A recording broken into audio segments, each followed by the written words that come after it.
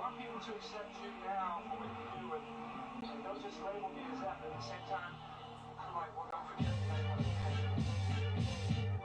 Y'all ain't seen me down for it yet. Down with a motherfucker till he down on his ass, till he down on his luck. Travel town to town for the bucks. I made pounds to the pen, hit the ground and just went. Man, I'm bound for the bread. They holler when you're up, but even when I'm down, got a crown on my head. Even when I'm down, got a crown on my head.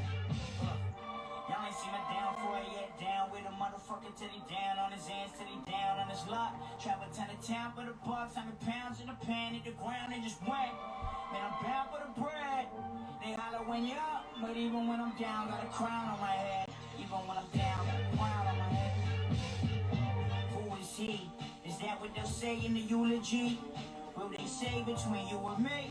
He wasn't idle when he was in the right mood, when he wasn't fucked up, when he wasn't tight, who really couldn't fight, dope, always got fucked up. What you gonna say now, and you gonna play down, hurt your whole style. I was a child, I was fucking rapping in the damn playground. First CP, I was still a virgin, lay the damn thing down. I refused to lay down, refused to lie down. Gotta get my weight up, I'm 25 now, and I only weigh 125 pounds. At the order Remy and the Henny got down after plenty of rounds, it tends to be doubt. At the A thing, now they finna tell me I'm out. Nah, I got 2 strikes left and the sun went down, but the moonlight set and the new guys rap. Whatever the new guys rap, what y'all thought on blue eyes left? It ain't free. Nah, really. Little more green in the palette. It's Patty Morales from Bally to Ballads. Look, I had to say I could be an asshole. Place to pack a day for the apple. Pack a dope a day, not tobacco. Not my. Are you lip syncing or really saying something? No, I'm lip syncing. On the upper west, bagels and chapel. I'm an enigma. They trying to get. Yeah, what up? What up? What kind of magic do you possess that you accept my request with just completely being off screen? Oh, that's my assistant. I got a couple PAs on set. Okay. They do all that stuff. They just reach up. Yeah, they do it while I'm still in makeup, hair and makeup. So Good. What's up, dude? Happy Friday. What's up, man? Also, thank you, Holly. I'd like to think it's an impressive setup. Me.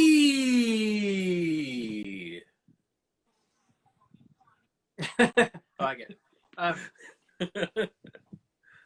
We got a good one tonight. I'm really juiced about this because at first I was like, this is gonna be like a time killer, but then like last night not last night, the night before. I think I just was like, bah, bah, bah, bah, bah, and I came up with like, I think there was like 24, 25 rounds of this. Of dead guys? Yeah, well, yeah, 2 dead people each. Okay. So some are really ridiculous, and some are gonna make you sad. I think only a couple make you sad to like have to pick. I kind of designed it that way so it would be like difficult, not just easy, all the time. Yeah. It'll be interesting to see, but how's it going? How's everything going? If anybody doesn't know, we tried to do something like this last week, and I'll have you know that my phone is fully charged and plugged in properly. Last week we tried to do this, and 2 separate times my phone died, and then that was it. So I'll have you know I'm not fully charged, but I have good faith in the iPad, so I hope so, because if you die, we all die. and we'll just keep doing this. I'm the lifeblood. Cool thing I want to talk about real quick before we get started is I had a fun Twitter moment last night. So I told you about the Wolf of Snow Hollow, right? The what? The Wolf of Snow Hollow. Oh, yes. Yeah, so that dude who's in that, I follow him on Twitter and shit now because of that movie. And I was like, Cummings? Yeah, Jim Cummings. Yeah. Not to be confused with the voice of the Winnie the Pooh guy, also named Jim Cummings, which is unfortunate. If you Google Jim Cummings, you're only going to get mostly that Winnie the Pooh guy. So I tweeted because I was like, this guy would be a great Cyclops in an X-Men movie. So I tweeted, and this was I tweeted Wow. this. Yeah, I tweeted this during the height of the Star Wars announcements. Yeah. And I tweeted it right after Disney started doing the Marvel announcements. It was just I couldn't keep track of that shit when it was coming up on Twitter. I was like, this is fucking insane. But somehow he actually saw it. He saw the tweet, he tagged in, because he's not a huge star, so he's not 1 million followers or anything. And Right. he retweeted it and wrote seconded, which was cool. Kind of made my day. And surprisingly, tons and tons of people replied to his retweet and agreed with me and said it would be great. And were kind of basing his interactions, kind of doing little mini interactions based on his character in The Wolf of Snow Hollow, but as Cyclops with Wolverine. That's interesting, yeah. Which is obviously more funny than real, but when I started Googling pictures of him, I was even more cemented in that idea that he would be perfect because, and which I posted on my Cyclops thing, I got a lot of nerds saying they're who would you pick? And then they're Armie Hammer and all these hunky fucking dudes, Chris Pine, and I'm yeah, those are all really good actors, but I want Cyclops to be skinny and not super fucking hot. Doesn't have to be all the X-Men you don't have to want to fuck every X-Men character. Right. The 2000s was a very different time than now, so they cast they literally cast models in that fucking thing, models who were just starting to act. Yeah. And James Marsden is the most beautiful man. He's 50 years old right now and he looks great. I think he's great as Cyclops, but he looks like an underwear model. He's gorgeous. He's perfect. And yes, all these superheroes are all ripped and shit, but I don't think they all have to be perfect model faces. Right. I think this dude is he's not ugly and he's not a ridiculously good looking guy, and I think he would be a perfect Cyclops. If you put on 20, 30 pounds of muscle, totally buy it in a heartbeat. Because he's very intense and he's got a lean face, which is very important. Because everyone's saying Armie Hammer. Armie Hammer has a round jawline. And yeah, you might think he's sexy because of one of his eyes, but that shit's covered up. So we're talking about this is the only thing. You have to have a strong hairline, and you have to have a good lean jaw because that's Cyclops. He doesn't have a round face. And I was that dude is it. That's fucking dude. So yeah, it was kind of kind of made my week, him seeing it and agreeing with me. Because I've tried to get Wes Chatham from Expanse to reply to my many Wolverine one about him being Wolverine, and he never replies. And if I cast X-Men tomorrow, it would be those two guys, and people are who are these people? What are you doing? And I'm trust me. Fucking trust me. These are your guys. Yeah. I also think because they're gonna do some shakeups when they do X-Men because the entire team is white, other than Storm, who would be the only black character to make this initial first movie. Yeah. They're not gonna throw Bishop in there, too complicated. And yeah, but if you're gonna swap at the same races, time, the stories have been told, right? You don't have to tell everybody else's story at this point. Yeah, I think we all just need to pretend all of those movies never happened. That's the best way to go forward. Yeah, but I'm just saying, everybody knows the gist of everybody else, so you could introduce a Bishop. I guess I don't think most household general people know Bishop's story as much as they know who Wolverine is and stuff. Yeah. They never really fleshed him out in that future movie. He was kind of a bit character, which is hilarious because he was so important to the actual story. But two stories he put together, and it's a mess. Anyways, that's my little X-Men moment that I had, and I put it on the gram as well. And he liked that story, so that was cool. Cool. I'm 2 comments away from just sending him a dick pic and being hey, I'm so thirsty for you, bro. But like, I mean, that dude genuinely did. He did like knock my socks off in that movie, and I was so impressed with him. He's doing some kind of like crowdfunding for another film right now. Something about an Amazon murder mystery. I don't know anything about it, but I don't have any money to donate it, so that's my mini Cyclops rant, the highlight of my week. I see that everybody left during that. They're like, "What is this about?" Cyclops, goodbye. You mean Holly left? Yeah. I think she was the only one in here. I swear there was somebody else in there at the gate. Was it me? I can see it. Some dude. I can see it right there. He was only on. Because on my end, I can see who joined. Right? Can you see that? Oh yeah, I can see it. I figured like, well, if I got on the Cyclops account, which I thought about doing tonight, but I'm just like, all these people are just gonna come in and start talking to me about Cyclops. Last time we were on it, we weren't on it long enough to get anybody on because it kept crashing, or my phone kept crashing. I was hoping more people would come on, since nobody has anything to do.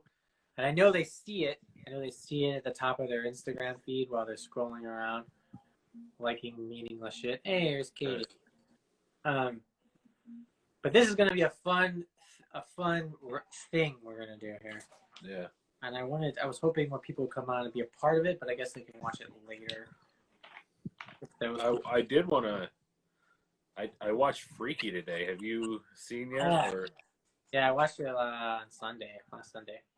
Yeah, I had so much fun with it. I thought it was funny and fun. I liked a lot of the dialogue. Some of those lines were pretty surprising, shocking. Yeah. Not shocking, but I guess surprisingly vulgar and violent. Yeah. Good on them. They're still doing that thing that they're doing in high school movies where they make all high school kids talk to each other like, "Oh, you're such a slut, you bitch," and things like that. Okay, take it down. I was like, yeah, I mean, I guess. I feel like that's a thing that like drunk white girls do in their 20s, not so much high school kids. Maybe I'm wrong. I'm not a high school kid. Maybe I'm out of touch. But I feel like it feels fake. A lot of times when you're watching like high school stuff, it was written by like a 35-year-old white guy. And he's like, "Oh yeah, you bitch, you slut," and I'm just like, "Oh my god!" Every time. But they had some quality fucking lines, and Vince Vaughn was good. Yeah, Vince Vaughn played it excellent. Kudos to him for trying to do something to kind of fix his rep right now, since he's basically been shunned by big Hollywood as a Trumper. Yeah. And an overall piece of shit, hanging out with Mel Gibson and just talking about how it sucks to be white and things like that. He's one of those guys now. Yeah. So hard being a white Republican in Hollywood. I'm sure it's really rough. I'm sure it's just awful. I'm sure just can't get any sleep at all in your mansion. Yeah. But I like. Let's go back to the movie. Because I got yelled at for talking too much about certain topics last week. By who? And Andy accused us of putting him to bed with our Trump talk last week. Don't tell Andy to turn on a Logic record and go to bed.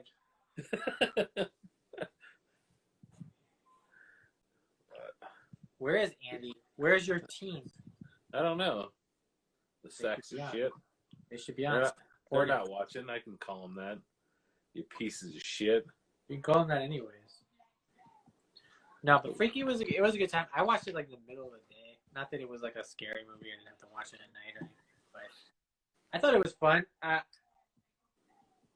liked that the main girl was not necessarily attractive. That was because if she was like a hot girl who they just make hotter, I hate shit like that. That's some 90s teen shit where like the girl was like, she took off her glasses. I was like, she was already hot. What are you talking about? Yeah. At least this girl is kind of frumpy looking and not traditionally attractive. And then when she did kind of hoe it up with the makeup, she did look better. Yeah. And that just goes to show you, ladies, that makeup is crucial.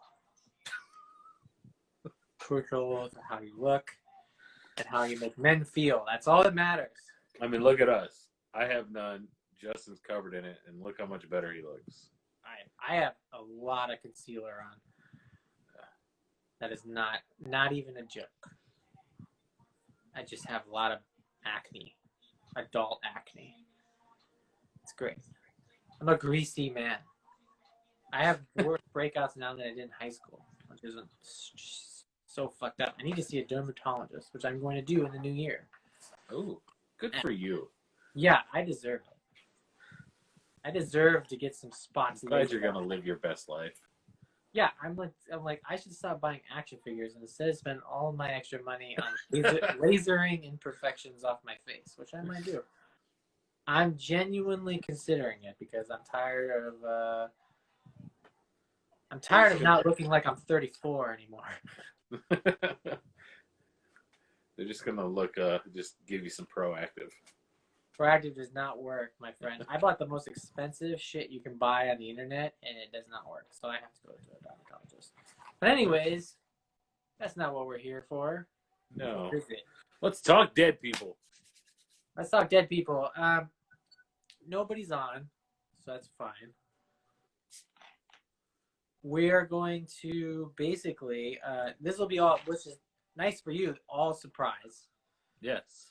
I tried to do, it just happens to be a lot of musicians.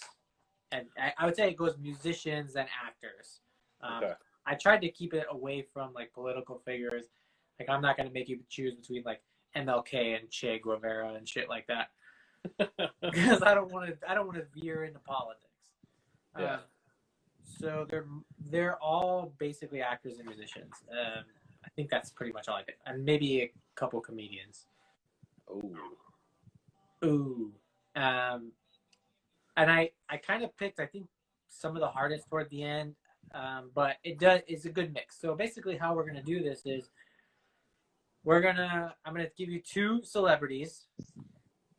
Both of them are dead. Important side note: they're both dead. You have the ability. We've been gifted the ability to bring these people back to death or back to life. Only one of them. So are you gonna do this bracket style then, or no? I'm not gonna keep track of this because actually I think I might expand this and go and do this for one of our brackets. You have my full permission. Just send me a check for $40 in the mail. You got it. You got it, dude. Finder's fee. You got PayPal? I do. I'm gonna start off light. Okay. And I don't know how you want to do this. I feel like case to case basis. If you want to say like, I want them to have never died, thus they would have had a full career since they died to now, or you could say you wanted them to just come back to life now. I feel like the better thing is that they never died. Yeah. Because if you brought them back to life now, then they have to adjust their like phones and shit. Depending on when they died. If they died a few years ago, then sure, it wouldn't be too much of a stretch. But this first one is kind of interesting. It's kind of in more of my wheelhouse, of which a lot of these are because this is my show. And both are musical frontmen, both very important to me. And it is Peter Steele versus Michael Hutchence. For people who don't know, who might be watching, Peter Steele was the lead singer of Typo Negative. I don't think he was quite 50 or a little under. He was a big drinker. He basically had like heart failure. Yeah, that was only like what, 2 years ago? No, it was more than that. I think it's been like I think it's like a solid decade now. Really? Yeah, it was a long time ago. God, it feels like it wasn't that long ago. Michael Hutchence was the lead singer of In XS, which is one of my favorite groups, and he died very young. It's a very suspect things. If you ever want to read into Michael Hutchence, some people think he OD'd, some people think he was murdered. I guess that's what everyone thinks when a famous person dies, that they were murdered. Right. But those are your options. I know who I'm going to pick. Feel free. I I definitely go with Typo Negative on that one. And yeah, I would just say Never Died. Never Died. I go Pete Steele also because I'm such a nerd for Typo Negative. And the thing about it is, like, I wasn't a Typo Negative fan when they were really popping. This is like, for me, this is like a last 10, 12 years kind of band. And I was not listening to them in the height of their success because I was such a prude little cunt. But I love every one of their songs. I love all their albums. Peter Steele had a great sense of humor. He was a really weird dude. If he was alive now, I worry he might be a bit problematic in 2020 since he wrote a lot of songs about, like, he wrote a full-on song about, like, gay men, please stop. Basically, a song to gay men saying, please stop being attracted to me. He wrote a song called I Like Goyles, which is really cringy. Oh. Yeah. Michael Hutchence, on the other hand, didn't write any songs like that. A beautiful, beautiful man who also, I think, would have kept making great records. Both these guys would have kept putting out solid records. I like also, my favorite thing about Type is they never tried to do like a tour with like fake singers or anything. They've never done anything like that to try to make money.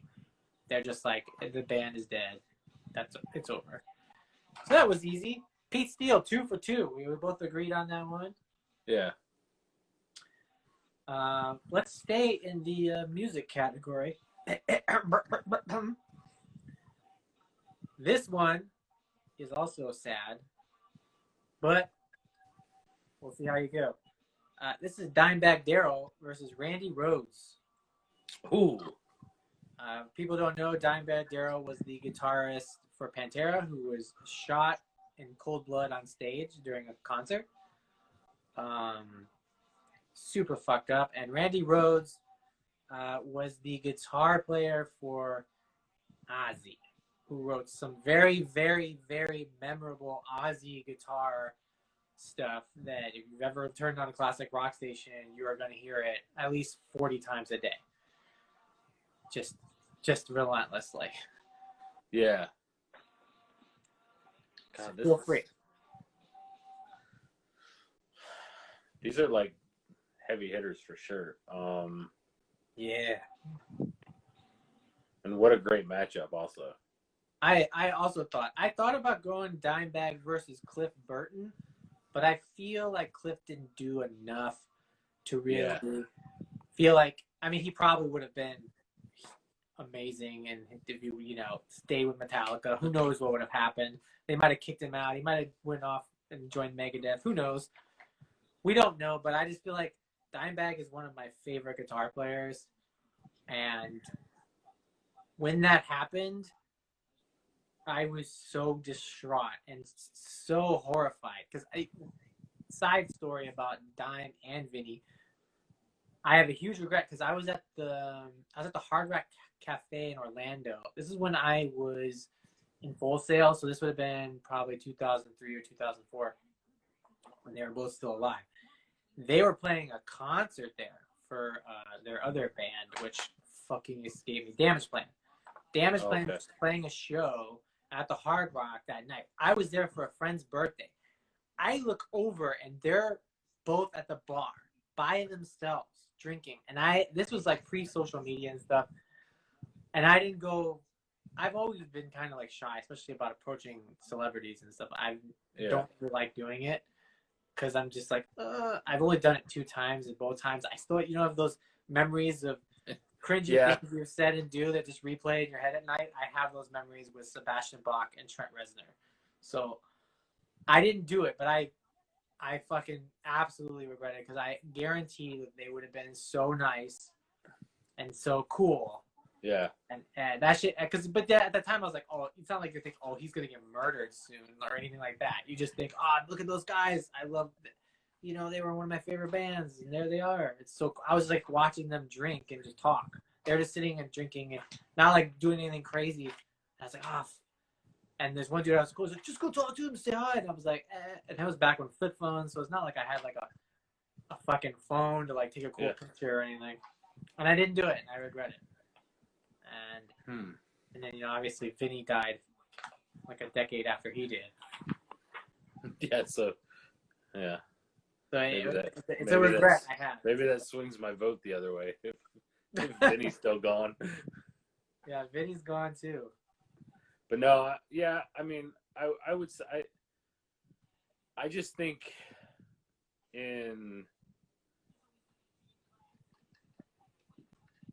I think there would be cooler things for Dimebag like today. Oh, yeah. You know what I mean?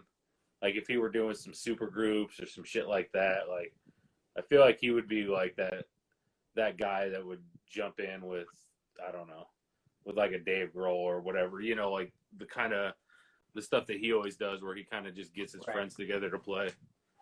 And he's so respected and so revered. Even when he was alive, he was considered like a top 10 metal guitarist, even when he was still alive. What it would have been like the way they treat Slash now, like he could have been like a guitar hero person, like where they like listen to this guy play. Like young kids, or the very few rare ones who are still getting into rock and metal would be like they would look at him in that same way. And I would pick Dimebag because he just means so much more to me. So all these are going to be selfish reasons, but that's right. I'm not trying. And that's a little bit too. I mean, as much as I like Ozzy, I like Pantera a lot more. So. Yes, and Ozzy moved on to like Zakk Wylde and other guys. It's not like it was like it didn't hurt his career or anything. All right, so we got another 2 for 2.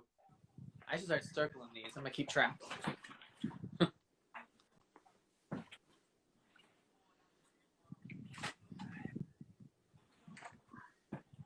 All right.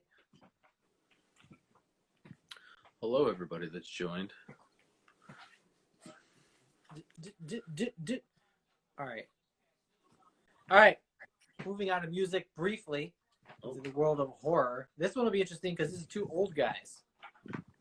So I don't really know how much it would really affect anything.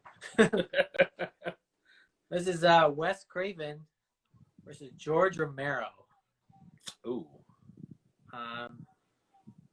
This one is I think the only one that has like 2 guys who lived kind of to be old.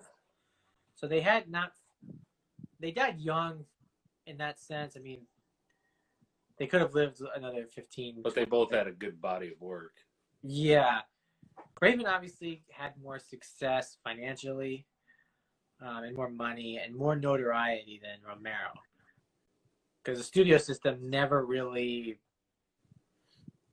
took him on. Yeah, like they never like Craven made Scream and kept making Scream movies because they were like, "Oh, you want to keep doing these?" And he was like, "Ah," and they kept coming back for stuff. So he was in their good graces. Romero like did Land of the Dead was the last thing he ever did for a big studio, which was Universal, and they cut his budget and he was like, "I'm done with them forever again." So this one's tricky, honestly. Like I'm such a Romero fan. But like, I don't think if he was around, I don't think he'd be making some film. I think it would be cool if Wes Craven was still alive to be working on Scream 5, which they're working on right now. Yeah. Also, I think Craven was younger than Romero. And like I hate to say it because I love his movies, but I feel like Craven had more out of the box ideas. Yeah, Romero was too obsessed with constantly trying to tell some weird social commentary, and that's important in horror so much. But like, and also only be like, Craven did a bunch of different stuff early on, so he wasn't really labeled one thing, and then Romero was labeled zombies. You're the guy who did zombies. Yeah. Which is not a bad thing to be labeled for. No, and that's what I mean. Like I love his movies, but like Craven's also responsible for like 2 major franchises. I would say even that. I mean, to a smaller degree, if you look at like Hills Have Eyes, there was 2 of those movies plus 2 remakes. Last House on the Left. Last House on the Left. Yeah. Had an original and a remake. And then 5 Scream movies. Although he didn't really write it, so I don't know. That could be Kevin Williamson as much as responsible, but don't matter. And then he did, he created Freddy, and he created an actual horror icon where Romero created an idea, not really like one important villain in horror, like a face of horror. So, I don't know. I think both these guys could stay dead. Just stay dead. I guess Craven, just because I think it'd be cool if he was working on Scream 5 right now. Yeah. I think Romero would still just be like, he'd be like Carpenter, what Carpenter does, where he just like kind of sits around, does interviews, and just bitches on and smokes cigarettes. Was that your choice too, Craven? Craven, yeah. Oh my God, we gotta stop agreeing. Oh, this one. Next up, do I have a doozy? I got a doozy. Every like 4 or 5 is a doozy. I would consider this one a doozy. Also super fucked up. My apologies to the Lee family in advance. This is Brandon Lee versus Bruce Lee. Oh.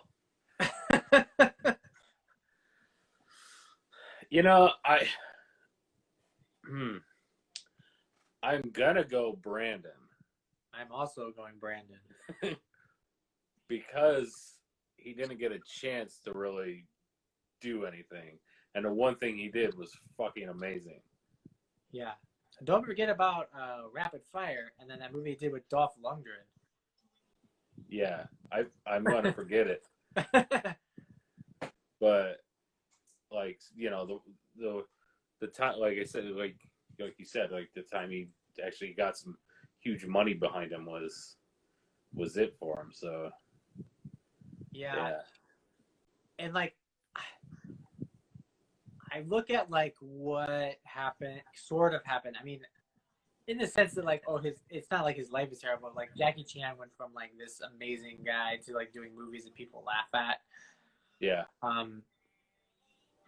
Because I love kung fu and fighting movies, but to a certain point, you're just, this is all you can do. Brandon had the best of both worlds, where he could pull off those action movies where he was just like doing hand-to-hand fighting for obvious reasons, and then he could also be like sexy heartthrob. And the little bits of drama he did in The Crow really showed his acting chops. He could have been like a Brad Pitt kind of A-lister. I think that movie would have propelled him, The Crow, into like a level of stardom. And I think he would still be a huge star to this day. Do I think that Bruce Lee would still be a star to this day? Yes, of course.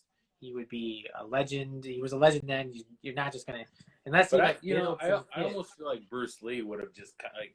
He also seems like that dude who would just been like, all right, well, I'm just gonna go teach. He could have done that too. Yeah.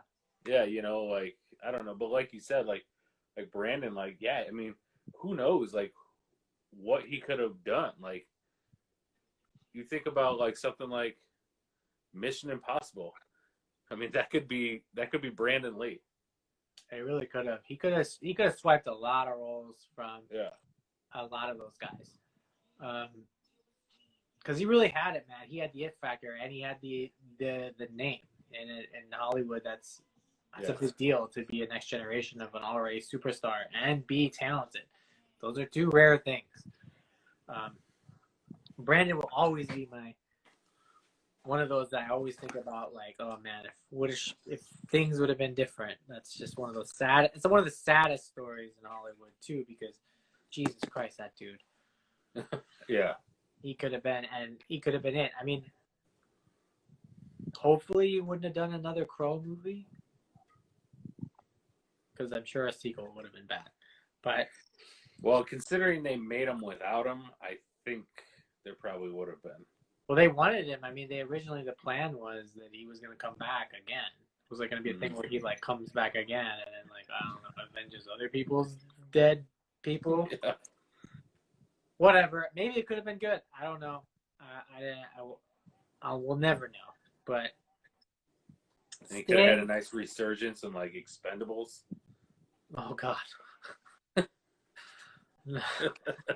I would think that he would have gotten away from the action stuff. Went more drama. Yeah.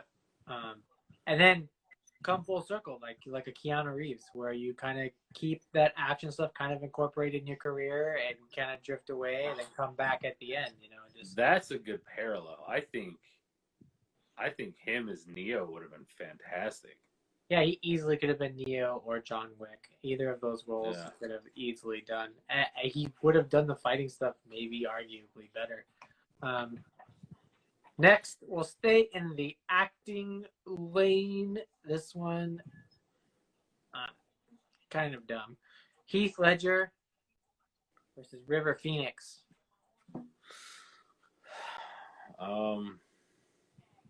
Who are you bringing back to life?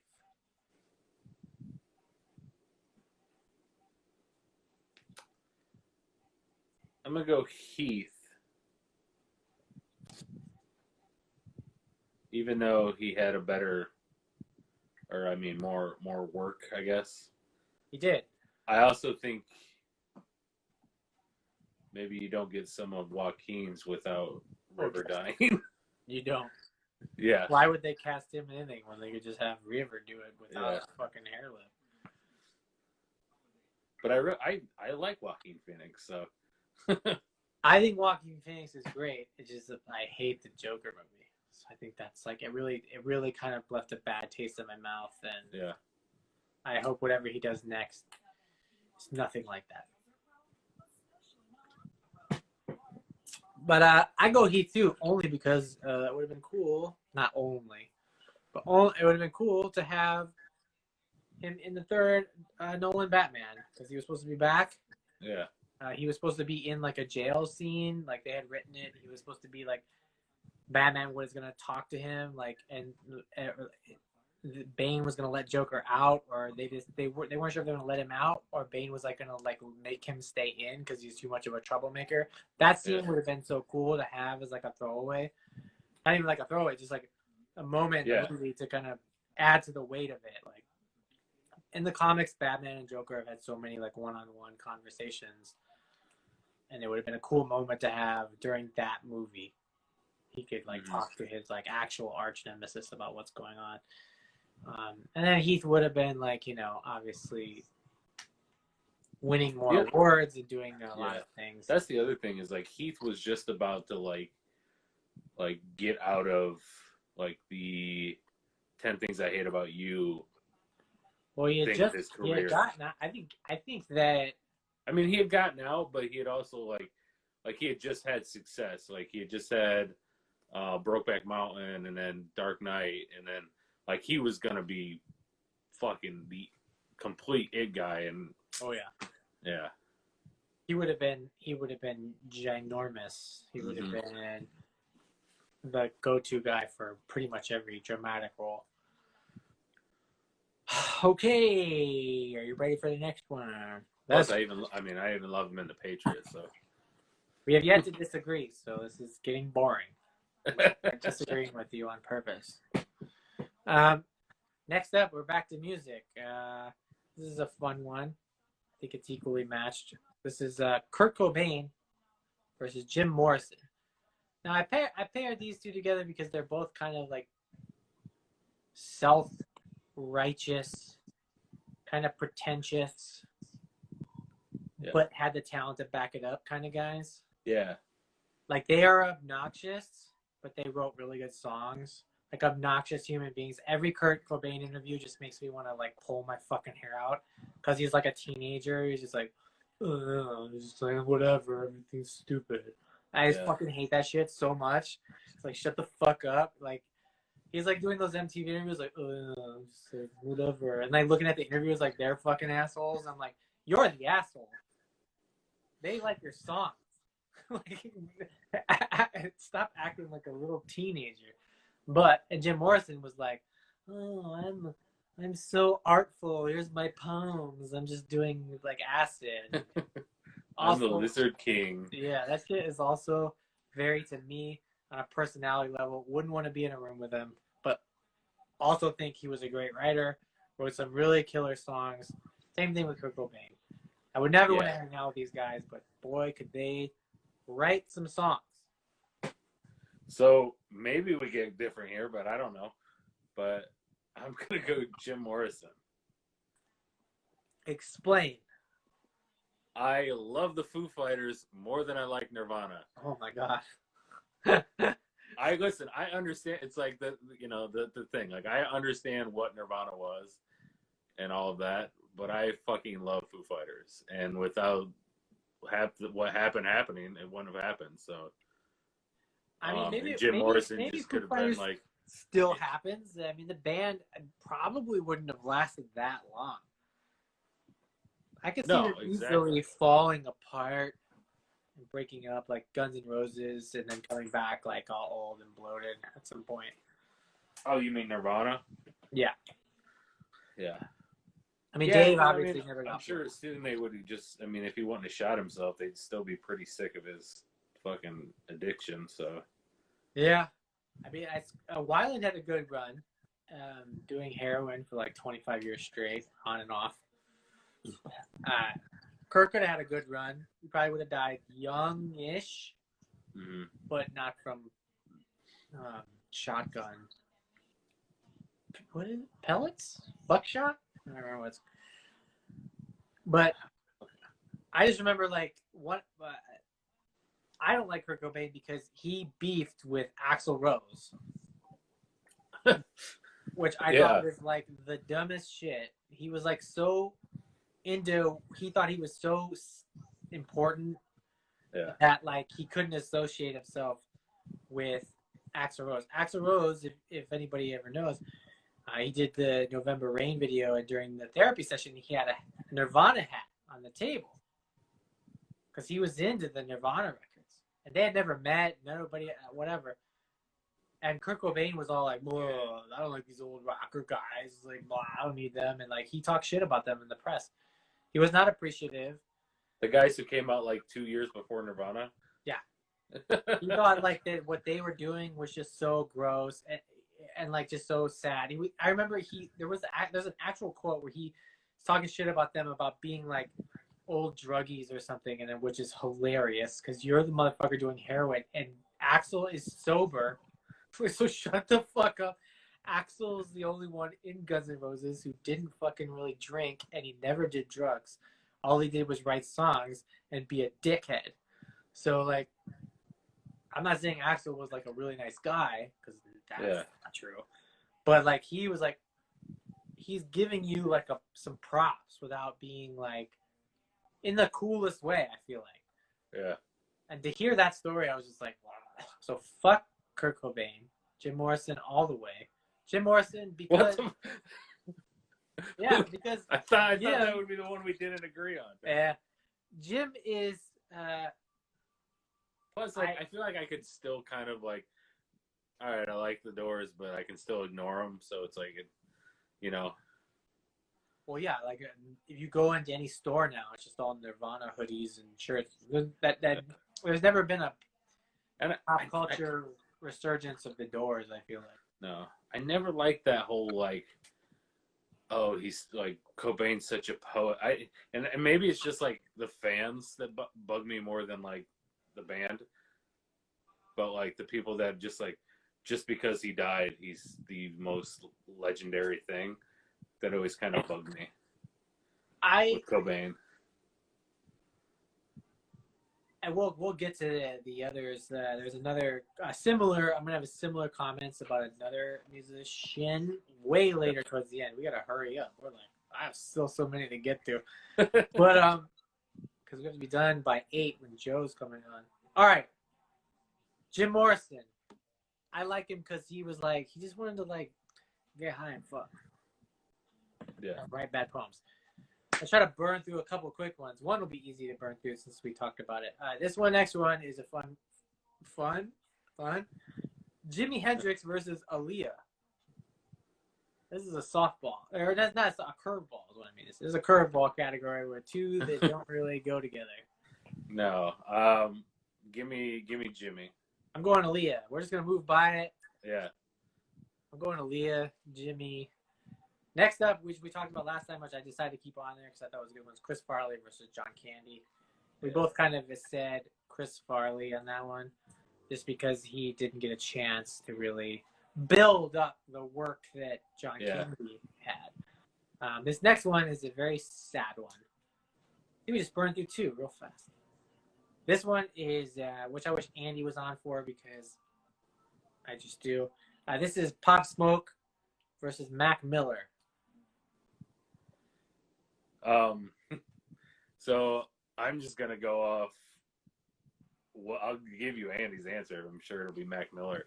Yeah, no, and I'm sad that he's not in the comments because then I'm missing the opportunity to call him a racist, which totally bums me out. Yeah. But yeah, I would probably agree. I know for me, I mean, I get into Mac Miller's music a lot more than Pop Smoke, so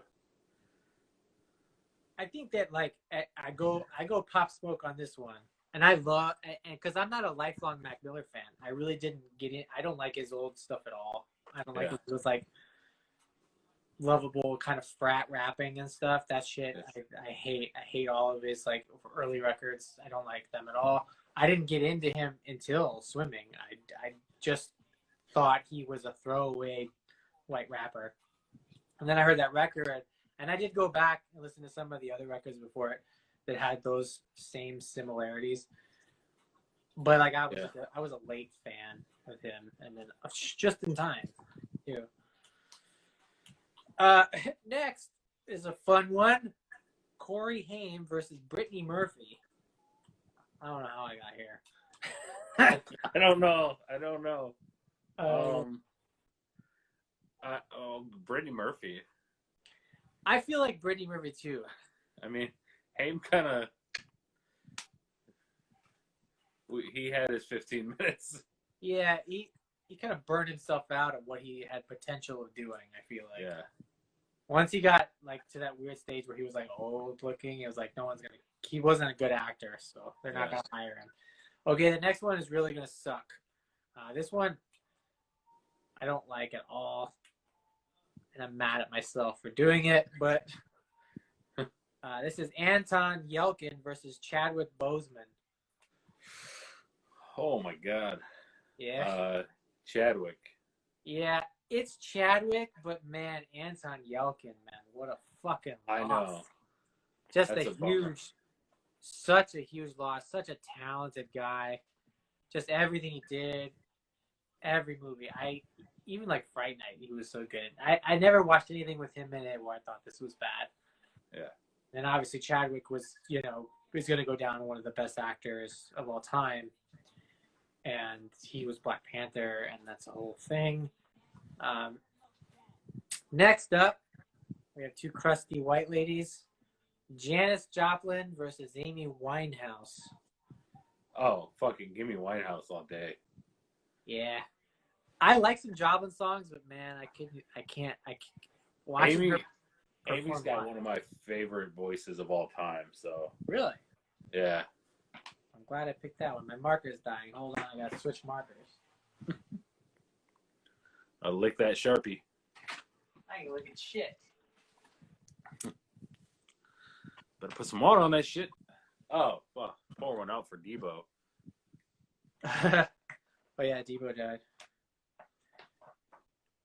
I didn't see how he died though. Was it just like old? Probably. I didn't see either. I just heard everybody talking about it. Oh, but back to Pop Smoke. Pop Smoke would have been, I feel like, what Travis Scott is now. He would have been. He was just on the verge of working with a lot of really talented people making a record that came out, which is a mess because it got finished by like 50%. But anyway, yeah, and going on that, like you said, you didn't like Mac until Swimming, but that was, to me, I think everybody felt that way, and I don't think it had anything to do with his death. It was just like that album was. I started listening to it. Yeah. When he was still alive. Because I heard the single and I was like, what the fuck is this? I was like, I love this. And then the whole record ended up being good. And I always was a staunch anti-Mac Miller guy, as I'm very particular with my white rappers. Like, it's a very thin hole you have to get through to get Gotta to. thread that needle. Yeah, it's really hard to be a white rapper and get in my good graces. This one is stupid. This is Jeff Buckley. Jeff Buckley versus Ronnie Van Zant. Buckley. Yeah, Buckley. I mean, Ronnie Van Zant was probably a racist. That sounds right. Ooh, this one's fun. John Lennon versus Sam Cooke. Holy shit! Give me Sam Cooke. Yeah, I go Sam Cooke too because he died so much younger, and technically was a way better singer. Lennon, better songwriter, but Sam Cooke, the fucking voice, man. Plus, Lennon had a good 20 years of music under his belt, so yeah. But I Sam paired Cooke, them up for no particular reason, just for fun. Oh, this is a stupid one. But you know that's a good one though, because it is kind of like this legendary, like it's fucking John Lennon, but like the fact that Sam Cooke was both picked on, like I don't think anybody would have thought that. So in that realm, it's always like who would I rather have sing me to sleep? Yeah. This one is ridiculous. Paul Walker versus Steve Irwin. Wow. I mean, yeah. Just two blonde white guys who didn't. I kind of give a shit about both their bodies of work the same. But you know what they have in common? They were doing the thing that they loved. That's true. Mm-hmm. Crikey, give me Steve Irwin. Fuck it. Steve Irwin. I go Irwin too because him and his weird family genuinely do care about animals. Yeah. Paul Walker was a mediocre actor. Not that he should have died, but like he was driving. No. He was driving in a fucking Porsche like at 100 miles an hour in the city, like a fucking moron. And as much as I hate to say it, like he is kind of just generic. Like he's replaceable. Yeah. I don't know. Sorry to the Walker family if you're listening. Slander them. Roast him. Roast that dead piece of shit. Next up, we're back to music. This is Mark Bolan. Who was Mark Bolan and T-Rex. If you don't know. Yeah.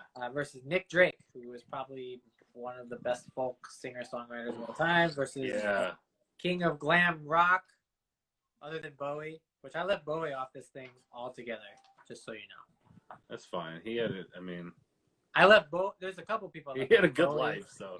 I left Bowie off. I left Chris Cornell off. A couple guys that I love, but I felt like they had good runs. Damn, man. Mark Bolan, the 20th Century Boy, versus Nick Drake. In the morning. Nick Drake.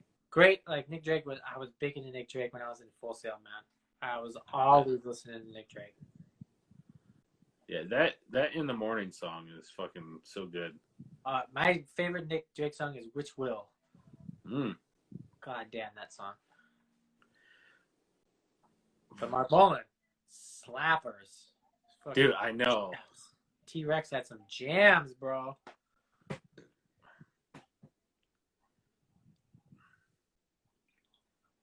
But what would they be doing now? Think about that.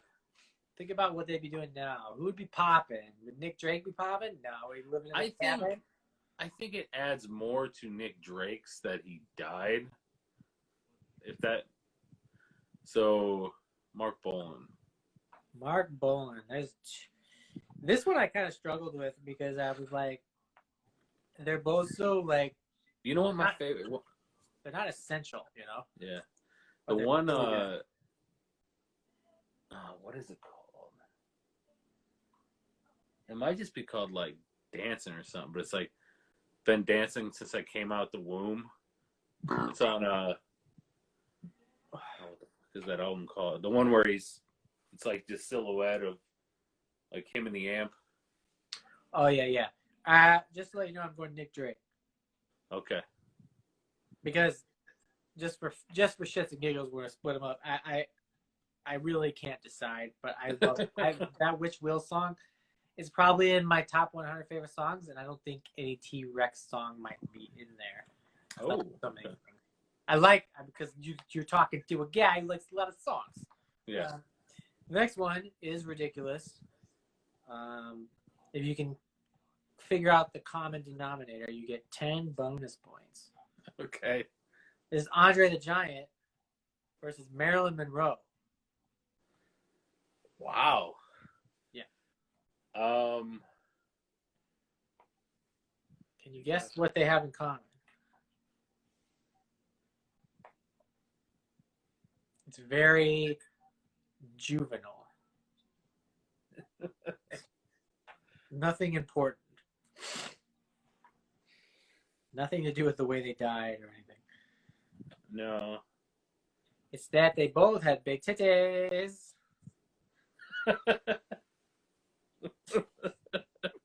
Which titties would you like to bring back to the world? Andre versus Marilyn. I'll go Marilyn just because You were supposed to pick Andre because you're a I wrestling know, fan. but the great thing about Andre, because he did like wrestle for he still wrestled for like 20 years, is that, and because of his size and his drinking, like the stories of him drinking, like his legend is better than like I think he probably was. Like, so like the fact that he isn't alive to confirm or deny things, like I think is even better. Like, because now it's just all the guys are like, oh, I saw him drink 3 kegs, and Maybe we have 9 left, so let's call it here. okay. Because the first hour is going to drop us, and I don't want to start into the next, because Yeah. they're going to get real hot tough. here Okay. in the last few. So I want to we'll cut it here. I'm going to go take a pee, and then we'll come back in a few minutes. And look, I can actually save this one. Yay! Yay! We'll be back.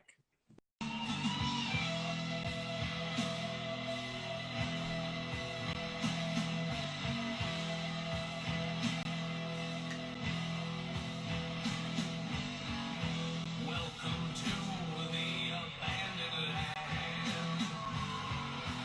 Come on in, child, take my hand. Here there's no work or play, only one bill to pay. There's just 5 words to say as you throw down, down, down. You're gonna burn in hell. I'll burn in hell. You can't believe all the things I've done wrong in my life.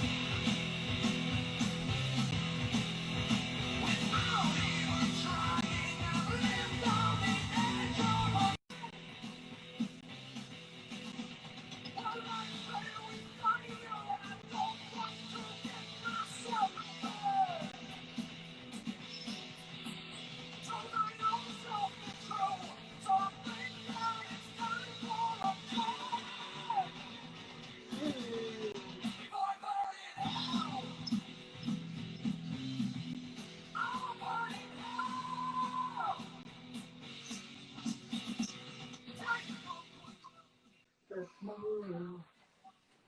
Yeah. Underrated band, Twisted Sister. Oh, God. We back. All of the people who are hanging out, thanks for coming back. Hey. Oh, look who it is. Oh, well. Look at that. I had to do a little quick cleanup action. Went to grab my charger and knocked an ornament off my tree, and it just shattered all over the place. So I was like, well, I got to get this before the dumb dog walks through it. Yeah, you gotta.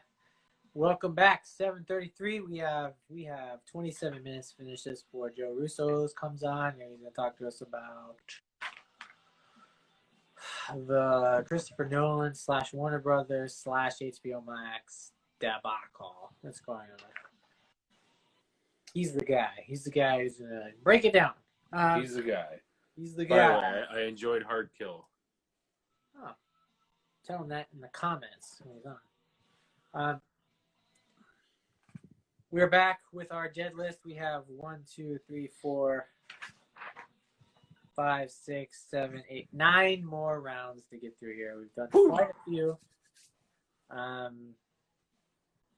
Guessing that's Andy from the Draftpod. You missed the important round that I was counting on you to be here for, which was Pop Smoke versus Mac Miller. Which one would you rather still be alive? Yeah. We're going to move on. You feel free to answer that. We're going to move on to our very fun few last not so fun. This one's not so bad. It was Elvis Presley Okay. versus Bob Marley. Marley, just because I feel like Elvis would be problematic at this point. Yeah. Probably problematic. I think Elvis probably has a bigger body where he was in movies. Yeah. Bob Marley doesn't have a lot. But you know, he does have 47 relatives too. But there are some good stories that maybe he wouldn't have been, because I've heard stories of Elvis that like are pretty fucking cool. Like, I don't know if you've ever heard this one where he goes into this Cadillac dealership, and I think it's, I'm assuming it's like Alabama or somewhere in the South way back when. And of course the guy, the owner there, he's like, oh my God, whatever you want and all this kind of stuff. And lady who worked there is a black lady, and she did something, and like the boss just rips into her about like what a piece of shit she is and all that kind of stuff. And then Elvis is just like, well, which one of these cars is the nicest thing you have, or whatever. And he's like, oh, this one over here, Mr. Presley. He's like, all right. He buys it and then hands her the keys.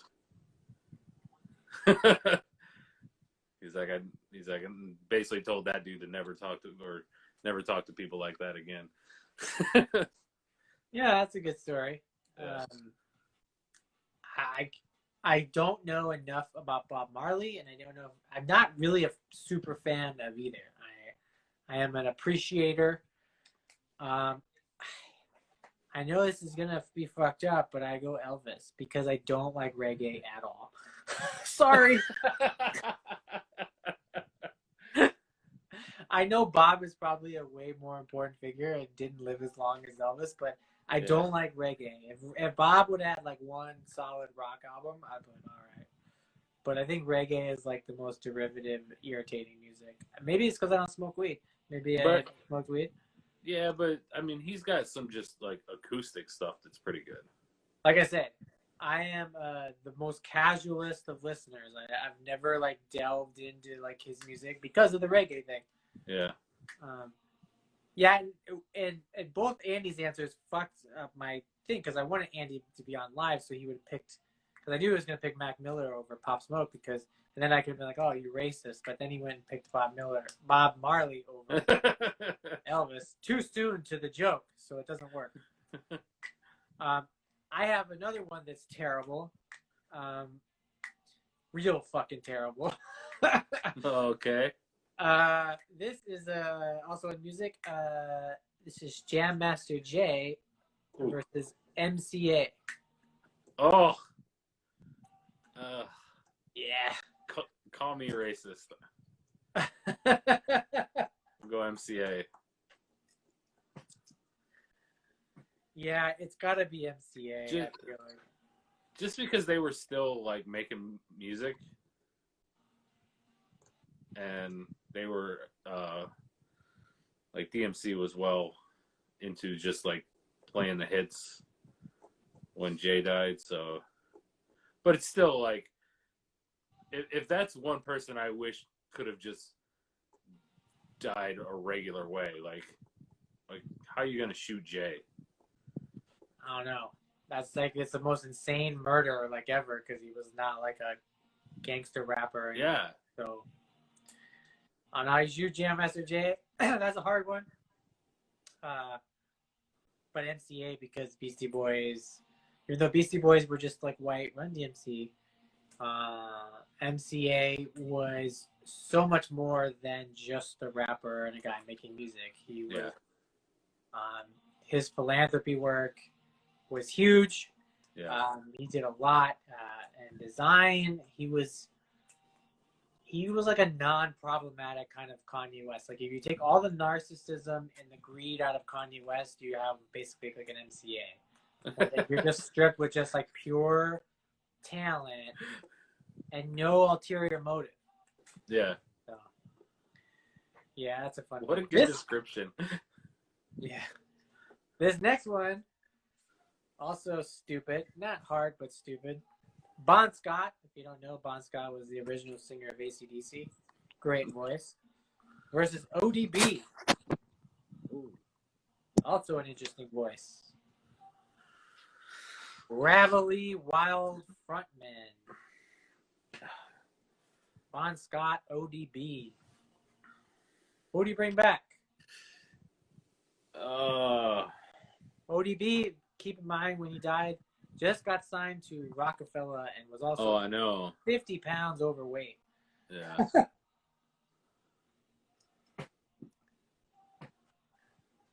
But what's AC/DC with Bon Scott? Are they a better band? You lose Back in Black, that's for sure. Yeah. Which is I mean, you biggest lose album. a lot of good albums. You lose one of the highest selling albums of all time, Back in Yes. Black. I mean, they would have wrote a similar album, but it wouldn't have been Brian Johnson. Yeah, give me ODB. This one's hard because I love Bon Scott voice. Yeah. And ODB was such an idiot. Like I know this is I'm gonna look like a racist, but I'm going Bon Scott. And that was only because I do know that ODB didn't really write most of his raps. He was a great personality and a very unique sound and voice. Yeah. But RZA wrote most of his memorable bars, and he had ghostwriters for days, and he was so fucked up on drugs. I'm not discrediting him as an artist. He was great. But Bon Scott wrote those songs. That's all I have to say about So you're that. taking Back in Black off the board. Yeah, because I would like to see what a Bon Scott would have done in that year. Give me that same energy. And I can live without Back in Black. To be honest, I could live without it. Fucking, I don't care.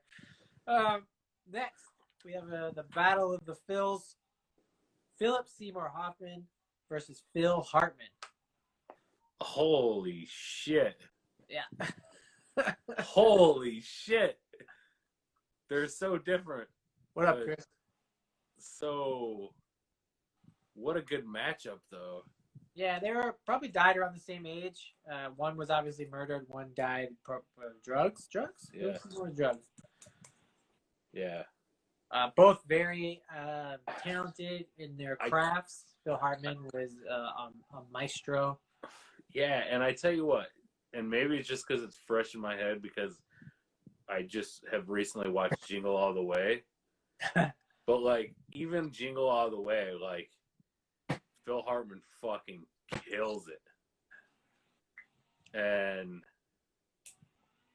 like, he never really got the chance to be news radio. I fucking love news radio. Just The Simpsons alone. Oh, yeah, yeah. And now those SNL sketches. Caveman Lawyer. Are you kidding me? Yes. I'm just a simple caveman. But, you know, I don't understand your fancy technology. all you had to say to me was fucking Caveman Lawyer, and it's over. Phil Hartman. Yeah, Phil Hartman. Yeah, that's a good matchup. All right, We're back. We're down to the final four. I really don't think these are as hard as a couple, but this one is fun. The biggest, maybe the biggest debate of all time in music is Biggie versus Tupac. Yeah. Tupac's a gum. I'm going Biggie without even letting you speak. I think Tupac was Kurt Cobain obnoxious, so narcissistic, so full of himself that he got both of them killed. And that's my opinion on the matter. If Tupac wasn't such a fucking arrogant cunt, they'd both still be alive. Oh man, Paul Walker, Tupac, nobody's safe. Because like, I literally read this. I read this thing where he was talking to Biggie during, like, he had a conversation with Biggie during the height of their beef, saying, "This is great for us. We just keep it going because it's great for our careers." I'm not saying Tupac wasn't a talented rapper, not a talented actor. He was a great actor and a great artist because he was good at, he created his persona. Yeah. Created the energy. He was the, if you don't like Tekashi 6ix9ine, then you can't appreciate Tupac's antics because they were antics to build up the mythos of himself. Yeah. And I think if he would have lived older, he would have learned the error of his ways, and he would have calmed down, probably be more serious of an actor and stuff. But like, knowing Biggie was just a guy who wanted to rap, and Tupac wanted to be like this thing, this huge fucking thing, and like I find that's kind of where I guess I would have to say, like, if we're going straight rappers, yeah, I think Biggie.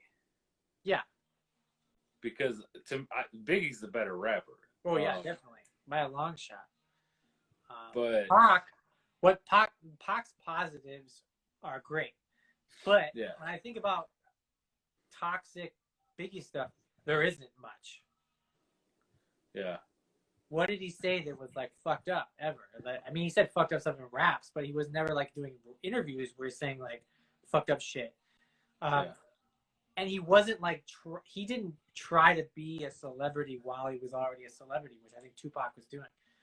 Tupac did a lot of great things. He was speaking out on race and cops and that sort of stuff, and he was right in so many ways, and he was very important, and he would have been an important figurehead in that stuff.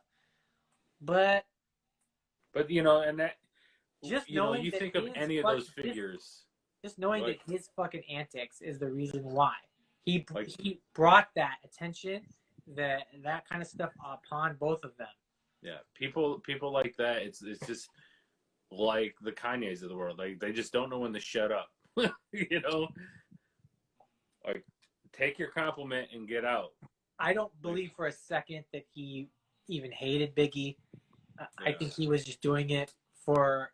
It was the pro wrestling in it. It was the show. Yeah, it was the show, for sure. And I've had this argument with some very, very serious Tupac fans, and they get all heated about it. And I'm just like, look at the guy, man. He was just out there. He was doing Tekashi 6ix9ine shit pre-social media. If Tupac was a kid now, he would be Tekashi 6ix9ine, but better at making music. That's ridiculous. Right. Yes. He was good at, I want to give me all of the attention. Give it to me. Give me all of the controversy. Give me all, even when it was good controversy, he was always just like pouring it on. And that kind of stuff, the fact that not probably, I could say, you know, I don't know, but like, I don't really know. No one knows what happens to them, but bringing that kind of unwanted attention on yourself when you don't have to, and then bringing somebody else in it, and then they both end up dead, is very tragic and sad. But Biggie has solid fucking records. Was just a murderer lyricist. I think no one wants to talk about it. I thought about having Biggie versus Big Pun because they're both fat rappers from New York. Mm-hmm. But then I would have picked Big Pun. because he was just a fucking beast, man. A fucking beast of a lyricist. I think I would have disagreed, but okay. Well, then that would have been good for the fucking Yeah. thing. Shit, I didn't do it. But we got 2 for Biggie, which makes me warm as my Tupac-hating heart. But like I said, that's just in the rapper category. You don't know. Biggie could have been a fat actor. You don't know. He could have come around and done some fat roles. Fat roles. Double entendre.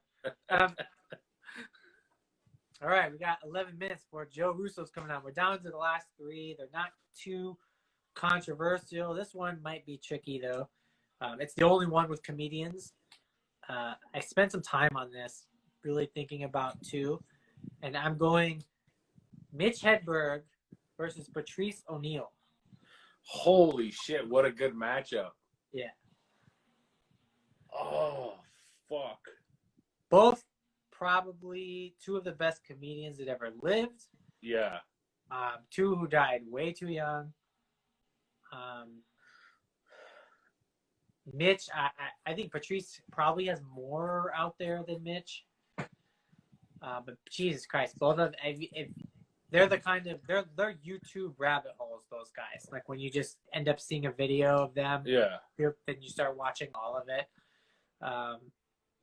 Yeah, that's the idea that like every once in a while, like if people who weren't on earlier, I compare this one to Anton Yelkin and Chadwick Boseman, where it's like they're just so fucking sad that it's like, how do you pick one? But then you pick Chadwick. But this is the same thing. Both phenomenally talented. Jesus. And both like hitting right when they died. Yeah, both hitting right when they died and being like the names that like I feel like every big comedian from the last 15 years will mention. Like, these were the guys. They were popping. These are my influences, yada, yada, yada. These are the guys people watch on YouTube. Yeah. Oh, my God. So just pick one based on which race you like more. Well, what a fucked up thing to say. I mean, it kind of skews your thing because nobody wants to be called racist. Let's see. We got a Hedberg. We got a Patrice. Chris says Mitch. As Andy saying Patrice, I feel like.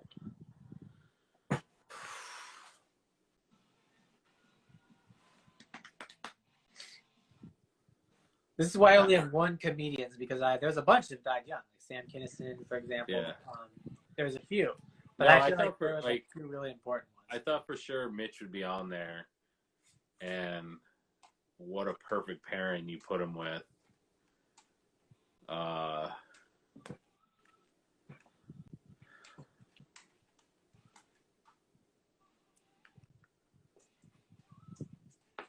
know who I'm going to pick. Do you want me to tell you? Yeah. I'm going Patrice. Okay. Because So you're gonna make me be a racist. I've watched. Yeah, I picked Elvis over Bob Marley, and Elvis stole his entire fucking thing from black people. Yeah. Right? I gotta balance out my fucking race stuff here. But I've laughed more watching old Patrice videos than Mitch, which I've laughed a lot during Mitch. Yeah. But I've laughed more in Patrice, and I just think, and also I listened to a lot of interviews with Patrice O'Neal, and there was he was on like O&A all the time. There was that great moment during the roast, that one roast he was on, where he stopped and he was just like, "What are we doing? This is so mean and fucked up." And I was just like, it was like the most real moment. I was like, this is great. I can't remember whose roast that was. Maybe somebody knows in the thing, but like Patrice, I've watched probably more stuff on YouTube of, and I just feel in the comedy stylings, Mitch is really funny, but like when I like comedians, I'm kind of like comedians that are more storyteller. Yeah.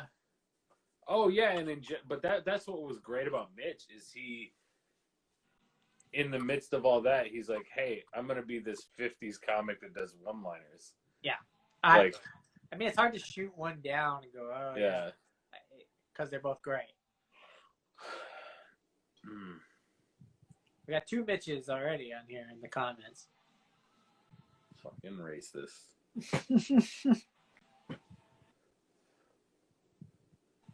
You just picked the splitter. Yeah, I'll go Mitch. It's fair. That is a coin flip if I've ever heard one. That. Fuck, yeah, I was pretty proud of myself when I got to that one. The one thing, like, with Patrice too, like, I feel like he could have been more, like, he could have done more acting stuff. Yeah, easily. Where I feel like Mitch, I mean, he was on like that '70s show and stuff, but like he was easily definitely Patrice more could have had a sitcom like like what's the dude from Blackish? Anthony, what's his name? Anthony Anderson. Yeah, he could have easily walked his way onto a set and taken a role like that. Yeah. We both picked Chadwick too. You're not special. All right, we're down to the final 2. We have 5 minutes. We're gonna make these last 2, which are not that crazy. Okay.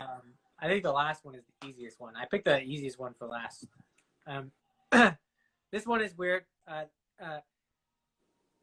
Back to music. Selena versus Freddie Mercury. Oh, well.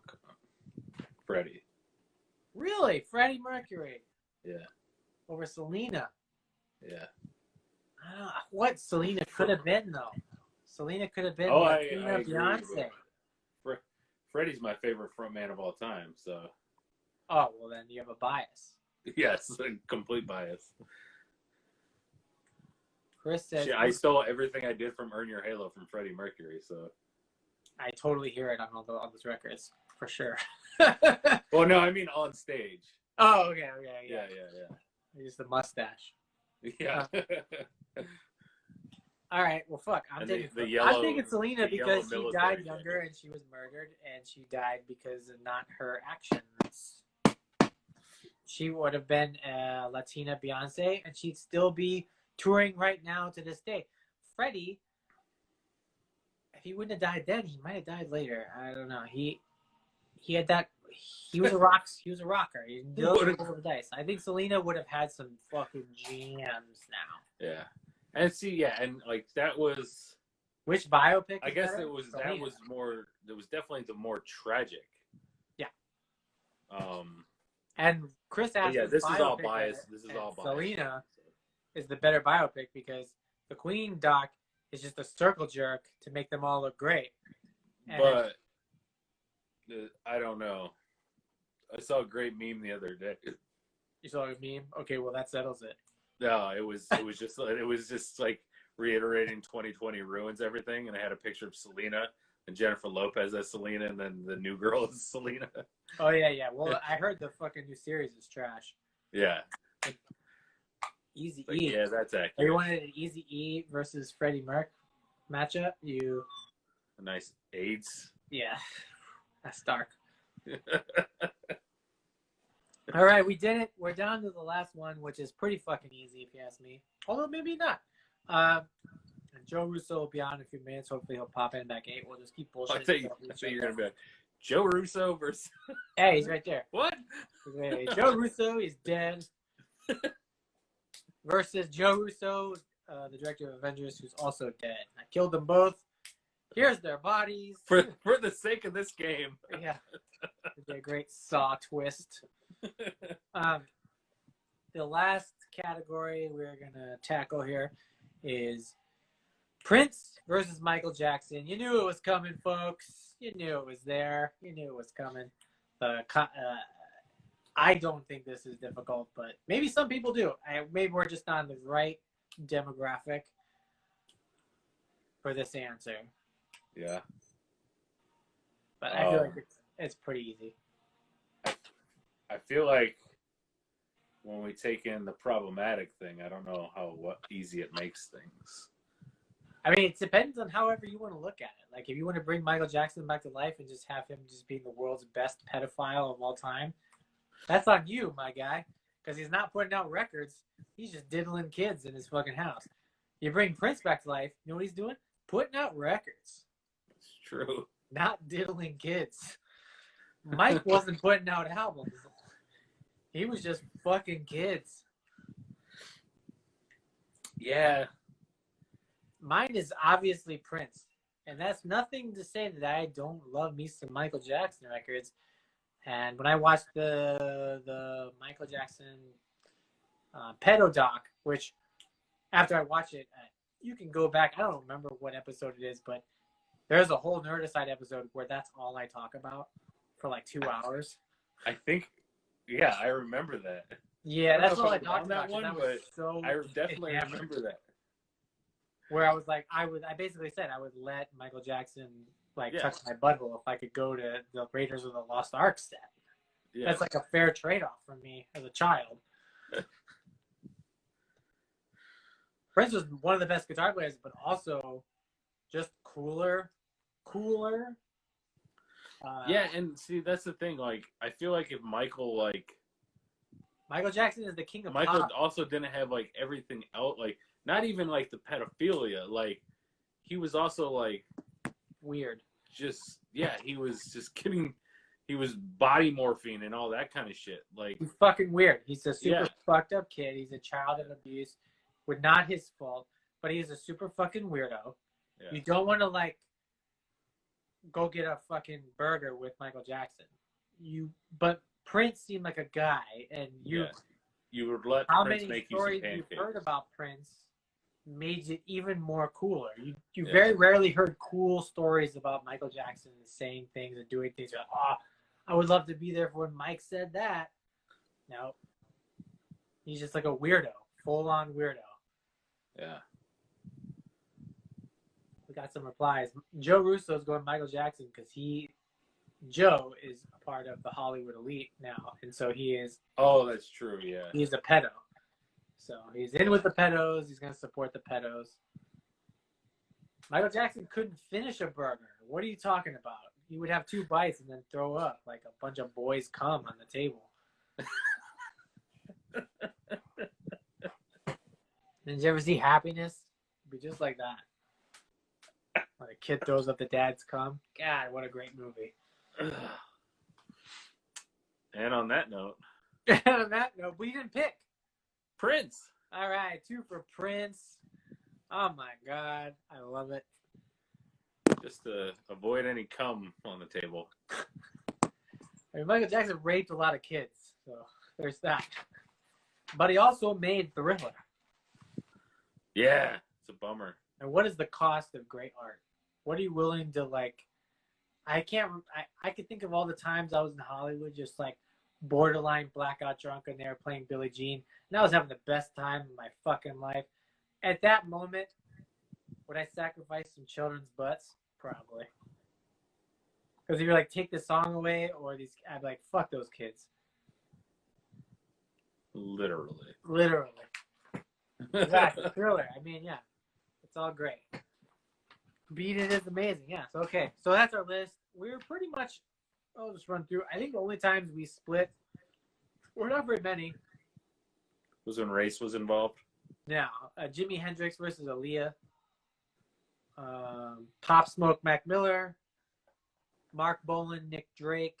Elvis, Bob Marley. Bon Scott, ODB. Mitch Hedberg, Patrice O'Neal. Those are the only times we split. Pretty even down the line. And that was great. And if the Draftpod does it, you guys will just be like, oh, well, this is so hard to decide. We want everyone to live. That'll be your whole episode.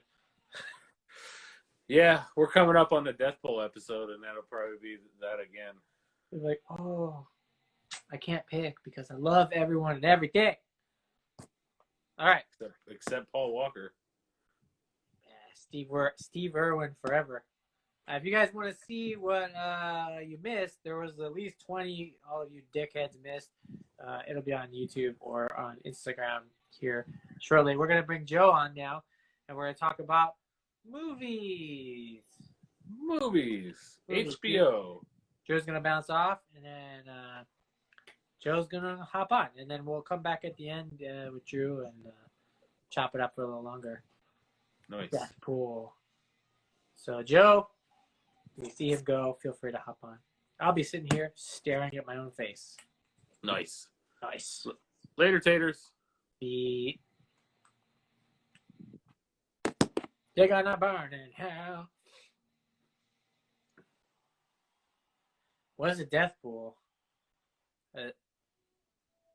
Drew said you guys are gonna steal my idea.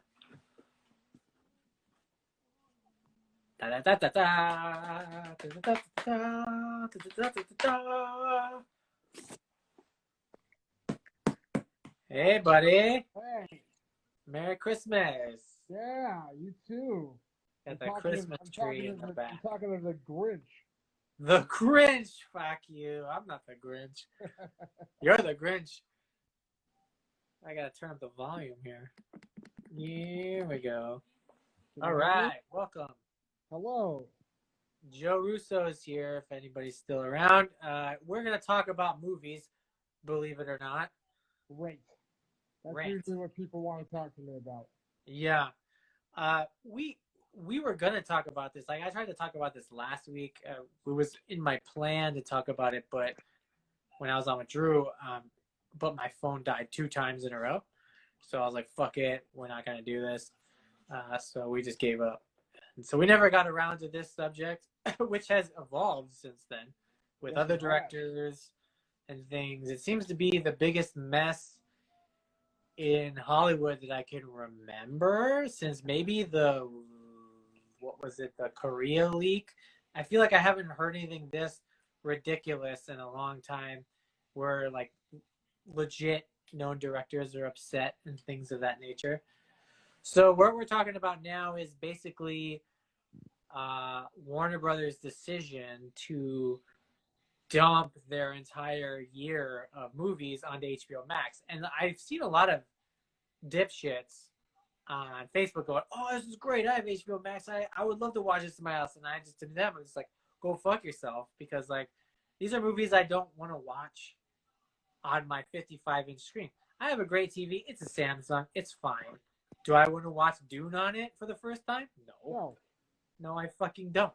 I would rather wait 2 years to watch fucking Dune, depending on how the vaccine lays out. So that's what they're doing. And, you know, obviously Wonder Woman was the first announcement of this. And I was like, okay, that sucks. Because, like, just like how Marvel, like, had Black Widow and stuff, and even, like, A Quiet Place 2, I was like, fine. Release it whenever. I want to see this in the theater. These aren't movies that I want to watch for the first time. There are movies that I save from my house watching that I'm not super stoked on. But even like we'll get to Tenet and those things, but Tenet isn't a movie I want to watch on my TV. If I'm going to watch Tenet, I want to watch it in IMAX. I just did watch it on TV. So yes. There you go. Anyway. Hold on a second. Turn this down. So I saw this announcement and I was like, that's fucking wild. And I was like, is this the death rattle of the movie theater industry and all of these things? And like, I never go that far because I'm always like, they still sell CDs at Target. You know what I mean? There's always going to be movie theaters, but will it kill AMC as a chain? I don't know. What kill these as a chain? So that, and then we can get into a little more, but like, then you've had like all these big directors kind of just going out and releasing statements. I know James Gunn's not happy. I know dude who did Dune's not happy. Like, and that makes sense to me because like, yeah. So kind of just like start from, I guess, the announcement and kind of how we got here with Chris Nolan and Tenet and whatnot. Kind of give a brief explanation to people who don't really know what's going on. Well, I mean, if you really want to go back, it started when AT&T acquired Warner Brothers. So when AT&T acquired Warner Media, they wanted to get into the streaming game because AT&T is an internet company, Right. the phone company. So they wanted a Netflix killer, and in the crown jewel of the Time Warner Media library, HBO is king. So they decided to build a whole streaming service around HBO Max. Right. HBO Max hit obviously earlier this year. Do you have it? Do you have HBO Max? I do, and it's mediocre. I mean, I've enjoyed it. There's been some like library tiles that I've enjoyed finding on there. I mean, I'm going to watch The Fourth Crow this weekend with Edward Furlong. That's a recent addition on there. that's the kind of content I'm here for. You know, I haven't. There was a really cute. This just sounds strange. Really cute abortion movie called Cute Unpregnant. abortion movie? Yeah, I know. It was a really cute. Such a liberal. Yeah. It's called Unpregnant. I recommend it if you want to watch a really cute abortion movie. The cutest. Anyway, so that's the best like original thing I think I've seen on there. With that being said, I do think having an HBO streaming service is your best investment because Netflix has a lot of shit that I'm not interested in. Just like piles and piles of garbage that I think is crap. HBO, there's streams will always be, except right at this very moment, there's usually an hour-long drama or some kind of series I'm watching on HBO at all times. Now I'm kind of backtracking through Titans, which is just technically a drama, which is cringy as fuck, but I'm still watching it. And that how-to show I'm watching on HBO. I'm trying to think of HBO Max stuff. Well, I love Country. There's a lot of stuff I watch. They really bungled the launch of this thing. There's not a lot of great content on it. There's no like House of Cards to really like launch the thing around. So they're starting to panic because with the pandemic, everybody is turning to streaming as fast as they can because it's a way to keep revenues coming in and pushing content out. And so Warner's and their parent company AT&T saw an opportunity to take a bunch of content that they had scheduled to release in theaters next year and dump it on HBO Max as a way to try to lure in new subscribers because they don't have enough yet. So Right. they want to look good for Wall Street by bringing in a bunch of new subscribers. They're probably going to put one of these movies out a month so that you can't justify canceling it because, next month will be Dune, and next month will be Godzilla versus Kong, and next month will be Mortal Kombat, and they'll try to keep you on the drip. Right. So they get more subscribers and they keep them going. I mean that's what Netflix does. Even though that is what Netflix does. But I feel like Netflix doesn't feel like those movies. Whatever their movie releases are, they're not significant like Dune significant. You mean like Hard Kill? Yeah, like Hard Kill. Like that's not like we're not talking like movies that matter. You know what I mean? Thanks a lot. No, I hear you. I agree with you. I think, but every once in a while there's something great. I mean, like Queen's Gambit was great. Yeah, but that's a series. Sure, but there's been some good movies too. I mean, did you watch David Fincher's new movie? I have not. Well, David Fincher's new movie is on Netflix. I know, but like. Thank you, Mr. Sparkle X, thinking Hard Kill was fun. I appreciate that. That was Drew. He was just on. He said that to me when he first got on. He said he liked it, thought it was fun. Oh, well, that's nice to hear. Yeah. So I haven't watched it. I did. Okay. I did see a copy of it.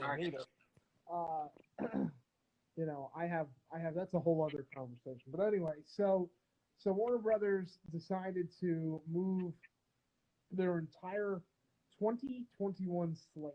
Yeah, that's what's wild. It's not just like they're like, oh, we're gonna like. I can see if they're like, we're gonna release Mortal Kombat or something like to get nerds to sign up. They're like, oh no, just all of them. And like there was stuff on there. I was like, Tom and Jerry. Like, what the fuck? I don't even know what some of these movies are. I was like, you're releasing all of this shit. I just think it's so weird and desperate. Well, it is desperate because they're trying to pick up ground that they've lost to Disney Plus and to Netflix. Fucking Which we'll get into Disney Plus too, because they just like took a huge dump yesterday. Couldn't even keep Anyway, up. but yeah, I mean, I think the thing with HBO Max wasn't really so much that they decided to move movies over to their streaming service, because that's been happening all along. I mean, Happiest Season on Hulu was a movie that was supposed to be in the theaters and it got moved to streaming. Aaron Sorkin's new movie got moved to Netflix. So like this has been happening throughout the pandemic. Right? Yeah. But what was crazy was they didn't tell any of the filmmakers that they were doing this. That's fucking wild. Which is bananas. Yeah.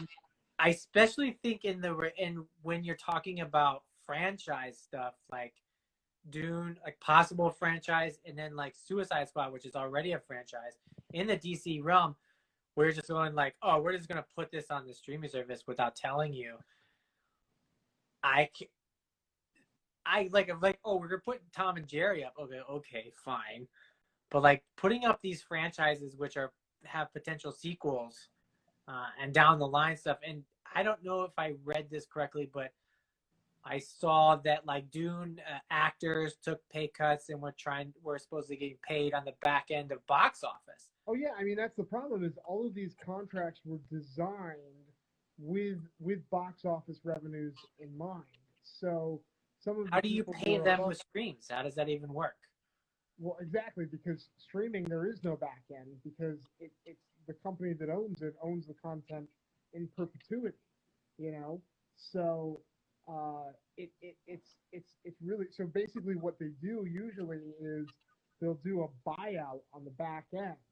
So they give you, a basically like here's a check that will cover you for forever for the length of this thing, right? So with Wonder Woman, because they kind of piloted this idea by saying, hey, we're gonna put Wonder Woman out on Christmas, and everyone was like, yay! Which, by the way, yay! Like I want to watch Wonder Woman. Like I'm excited to watch Wonder Woman. I want to watch Wonder Woman too, but like I literally would. I would wait. I would fucking wait. I would wait to watch. I would wait 2 years to watch some of these movies because I'm a theater person. I probably would have too, but like also I'm bored and I want to watch Wonder Woman. So like I see both sides of that coin, and it was like, but like you were saying before, with a one-off, okay, and then like if they do another one-off, fine, and like let's do one-offs until we see when theaters are actually going to really reopen again, which is probably going to be late spring, which isn't that far off. But to then just transition and be like, no, we're going to move all of the movies from 2021 onto this streaming service. It pissed everyone off that they're working with. It pissed all of the major agencies off. It pissed the directing guild off, because essentially what they're doing is they're self-dealing. They're not putting these movies out onto the open market. Right? Yeah, see how they would actually do it. They're not putting out to Netflix and Hulu and Amazon to get the highest bidder. They're just self-dealing, and they're putting it onto their service, which services their interests, and not the interests of the people who probably took lesser salaries and things to try to bet on the back end of the theatrical play. So everybody's pissed off. Everybody's mad at Warner's. And Legendary is probably going to try to file some kind of injunction to prevent them from releasing Godzilla vs. Kong, and all sorts of stuff is happening right now. Yeah, and where, like, just to backtrack into you can take a minute to bash Nolan, because that's a popular thing now. I've found that like the internet now does not like David Fincher or Chris Nolan. All of a sudden, these are your enemies. So explain how Chris Nolan kind of works, and Tenet kind of like is a part of all of this that's happening. Well, we got to go back in time a couple months, but so Tenet was going to be the movie that saved cinemas, and it was going to be the movie that got people back into theaters. Which I don't understand. How does a movie that like no one is watching in theaters in like California save cinema?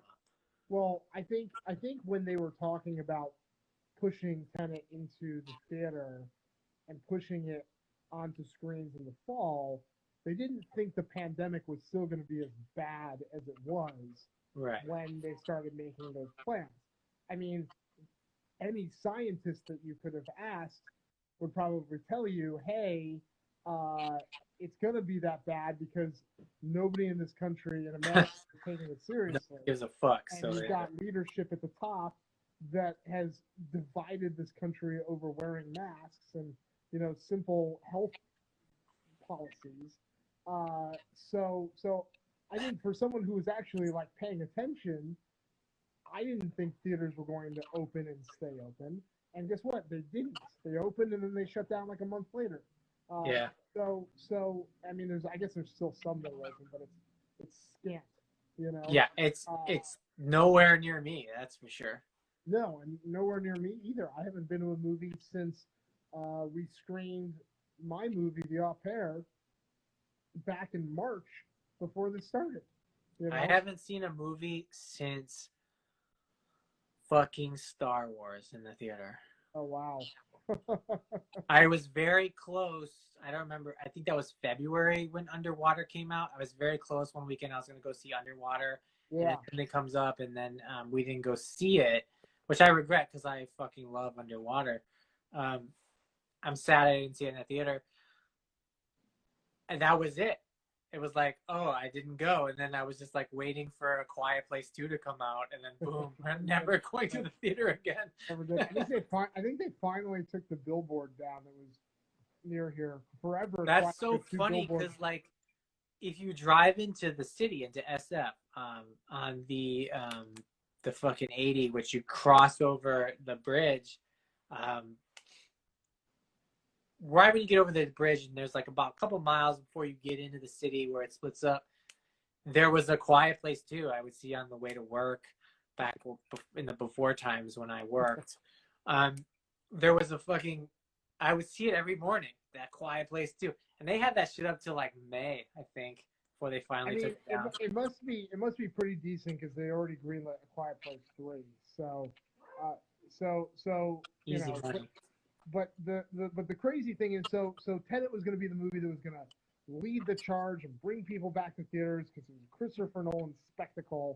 You know, the only problem was, well, A, the country was not healthy enough for a real reopening, and B, the movie got like really mixed reviews and deservedly so. Yeah. So it was not a great movie to kind of launch. Movie. But is there even a movie that's like good to release during all? There's no movie that's like going to help. It was playing well internationally, where the numbers were a lot lower and it was safer to go to the theaters. So I do think if America was healthier, it probably could have worked.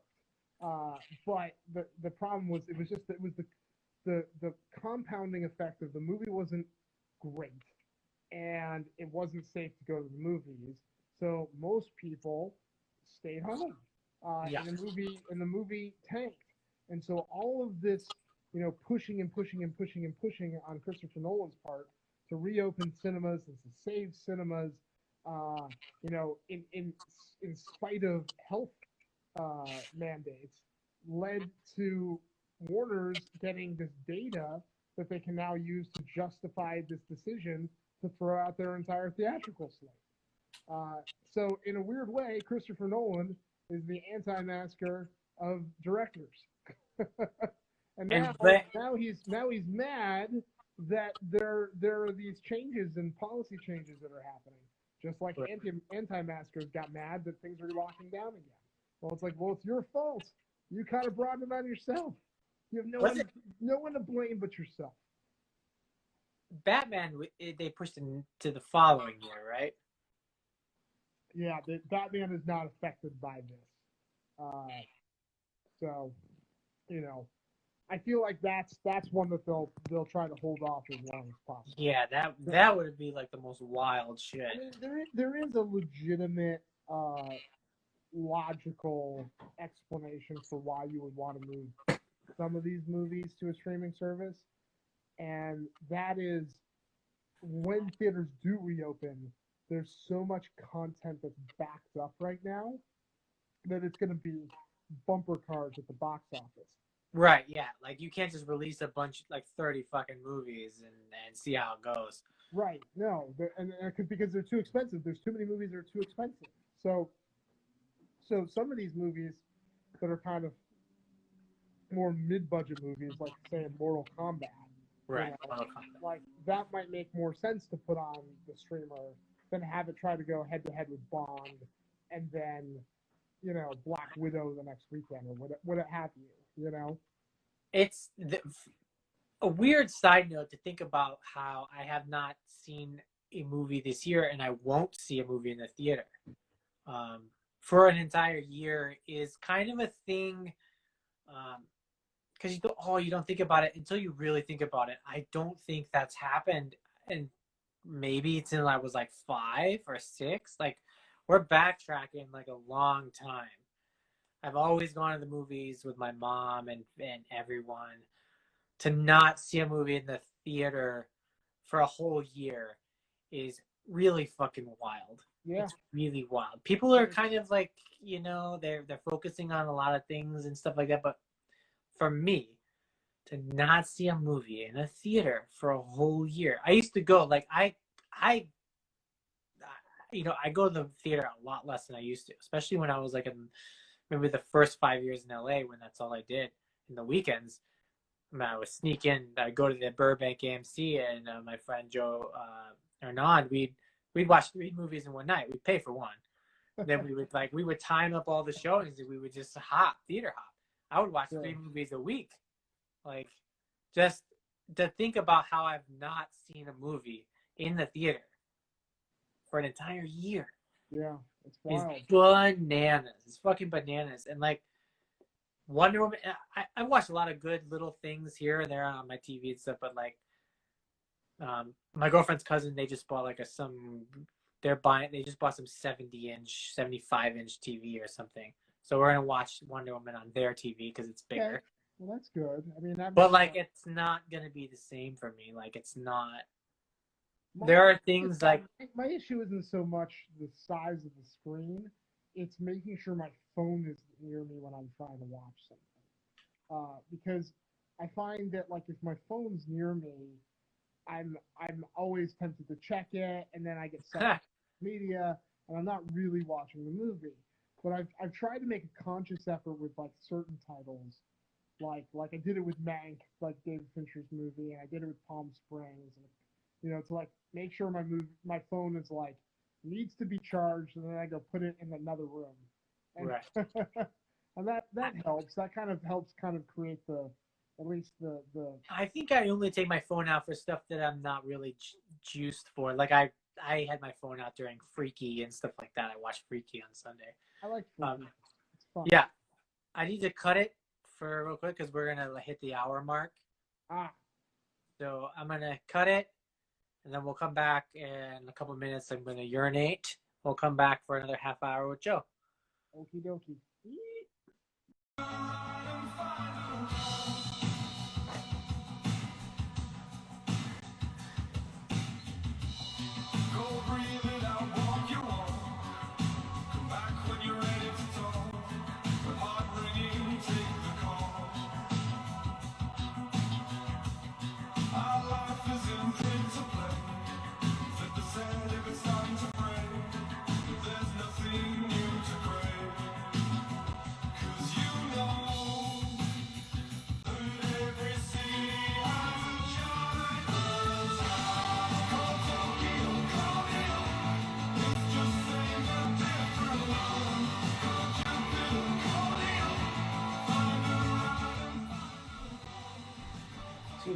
Still probably a view. View. Should have got another drink, but everyone's asleep on the couch. Didn't want to wake anybody up. Yo. What up? All right, part 2. We're back. We're back. Yeah, we have awkward timings because of the cutoffs. Yeah, Instagram's tough with that, but Yeah, it's anyway, dumb. we seem to be getting all of the people back, which is nice. Anyway, We're back. we're back. So Freaky, I liked Freaky. I saw Freaky at the drive-in premiere. It was a fun flick. Yeah, we talked a little bit because Drew had seen it too, so we had talked a little bit about it. All right, well, we won't bore everybody, but I enjoyed it. No, let's bore them with great detail. I would like to just tell you, I thought it was fine. I liked some of the dialogue. I thought the script, some of the writing, the character dialogue was pretty good, pretty fun. Look, the movie delivers. Pretty raunchy. It delivers exactly what it promised to deliver. You know. So, Like I told Drew, I'll tell you, I liked that the actress was not super hot, because one of my biggest pet peeves is when they take an already hot girl and she's supposed to be magically transformed hotter. I liked that she was like frumpy, and when she put on makeup or their outfit, she looked a little better, but not like, oh my god, or she was. Right. That's like a 90s teen thing where like the girl's already hot. She has glasses and they take their glasses off and it's like, oh my god. Yeah. I hate that shit. But it was a nice effort to try to make Vince Vaughn likable again, since everyone hates him. He was very likable. He was likable. But I also know he's a Trump supporter, and he's the woe is best me white guy. performance he's given in years, I think. So He's a Trump supporter. I know he is. He's hanging out with Mel Gibson right now, talking about how the Holocaust isn't real and shit like that. That's what he does in his free time. So we talked about Warner's. So Warner's in the doghouse of just about everybody because of this streaming dump, which, you know, I really just to put a pin in it, like, I really think it's very short-sighted, outside of the impact it could have on the theatrical business. Like, the movie business, the theatrical movie business will come back. Yeah, so I think so too. So like everybody's pivot to streaming in such an aggressive way feels short-sighted, because by the time they've actually will have mobilized all these plans, the theatrical business will be back, you know, and people will be going to theater again. So I agree. To me, it feels like they're chasing their, you know, shareholders and trying to make them happy, which they are, which is what this is all about. Which kind of, you know, brings me to this Disney Investor Day yesterday. Did you catch any of this? Well, it's funny because I was like tweeting to Jim Cummings, who was the dude who did the Wolf of Snow Hollow. Oh yeah, I saw you wanted to play Cyclops. It's a good casting idea. Yeah, and I remember I was making the joke in the tweet about like, I was tweeting to Disney and Marvel. I was like, I know you're busy announcing 47 fucking Star Wars movies, and then right at that moment, I go back onto Twitter and it's like, oh, there are 37 Marvel projects now too, and I was like, Jesus Christ. I was like that, and I couldn't actually keep up with it. I ended up like later that night just watching the sizzle reels. They announced Sister Act 3. Who wanted Sister Act 3? It's like anything that ever tangentially had a success that's in their library, they all get sequels. I think the big things for me were like, I was excited to see, I think like It's Always Sunny another 4 seasons. I was like, that's great for me. And like, and even the Marvel shows, I'm intrigued about an Alien TV show from Noah Hawley. Yeah, that's a weird one too. But I know you like Fargo. I like Fargo. I do like Fargo. I'm intrigued by that. It's just gonna be like a sepia toned Alien, where an alien lands in like 1963 in like Minnesota, and like fucking. As long, I mean, what did you think of his X-Men show? I did not watch it. I watched 2 episodes and I quit. Yeah, I did too. I couldn't do it. It was too artsy. That's not my. I don't like stuff like that. I don't like psychological stuff, and I don't like things where it's like, is this real? Is it not real? It it felt like it was going to be like that, kind of like a headache the entire time. And that's just not my thing. I'm a guy. And it was. I skipped around. I checked in on it periodically. I mean, it was a really well made show. It just wasn't for me. It wasn't what I wanted, from Legion. So it was like an X-Men show about not X-Men characters at all, or nothing to do with X-Men. And so I'm hoping it's more Fargo. The Alien show is more Fargo and less. I can't even think of what that was called. So was it Legion? Was it called Legion? Yeah, Legion. It was. Yeah. So I think that guy's great, and I was just like, it's to most of my reactions of things. It's just like, why? Have you watched his Natalie Portman movie yet? The one where she's an astronaut. No, I haven't watched it yet. Lucy in the Sky. I think it's no, never watched it. A woman astronaut, please, never. No, I haven't watched it. I haven't got to that. There's a lot of those kinds of. When it comes to Natalie Portman, she's got like 3 movies that she released that I've never watched. Like that Vox. Oh yeah, I never watched that either. I didn't watch that. I just don't. I'm not like a Natalie Portman stan, so right. I'm excited to see her be female Thor though. Yeah, that'll be cool. And have her fight Christian Bale. Yeah. Let Crisco play Hulk Hogan. So yeah. He's looking beefy. Yeah, he's just toned enough to say the N-word. Can't wait. Anyway, no comment. No comment. No comment. Oh, before because we just did a whole thing about dead people. I'm sure you saw some of it. About dead people? Yeah, we did basically. Because we were talking about Michael Jackson and yeah. We did a whole game, like 28 rounds or so of celebrities that are dead, and there's 2 each per thing, and you basically pick one which you would hope to come back to life. Oh, I thought you were just picking who was better. No. Okay. Well, then I might have changed my answer about Michael Jackson. Okay, yeah, that was the idea. It was like you. For example, I'll give you like a throwaway one. It's like I want your real answer on the next one. Like for example, we did a Brandon Lee versus Bruce Lee. Ooh. Exactly. Interesting. Okay. So you bring them back, and then they have a full career from the time that they never died. I mean, I would almost say Brandon Lee because I feel like his was cut even shorter. It was much shorter, and I think he would have been. Whereas Bruce Lee could have probably stayed in his lane like a Jackie Chan. Yeah. Brandon could have been like a Bruce, or not a Bruce. He could have been like a Brad Pitt, where he's just like. He could have crossed over. Yeah. He could have done drama. He could have done all kinds of roles. He could have easily stolen a lot of roles from Keanu Reeves. So what's the one you wanted, my opinion? Oh, the one that was kind of tricky was like 2 old dead guys. 2 old guys who are dead. Wes Craven or George Romero. Ooh. Since they were both old when they died.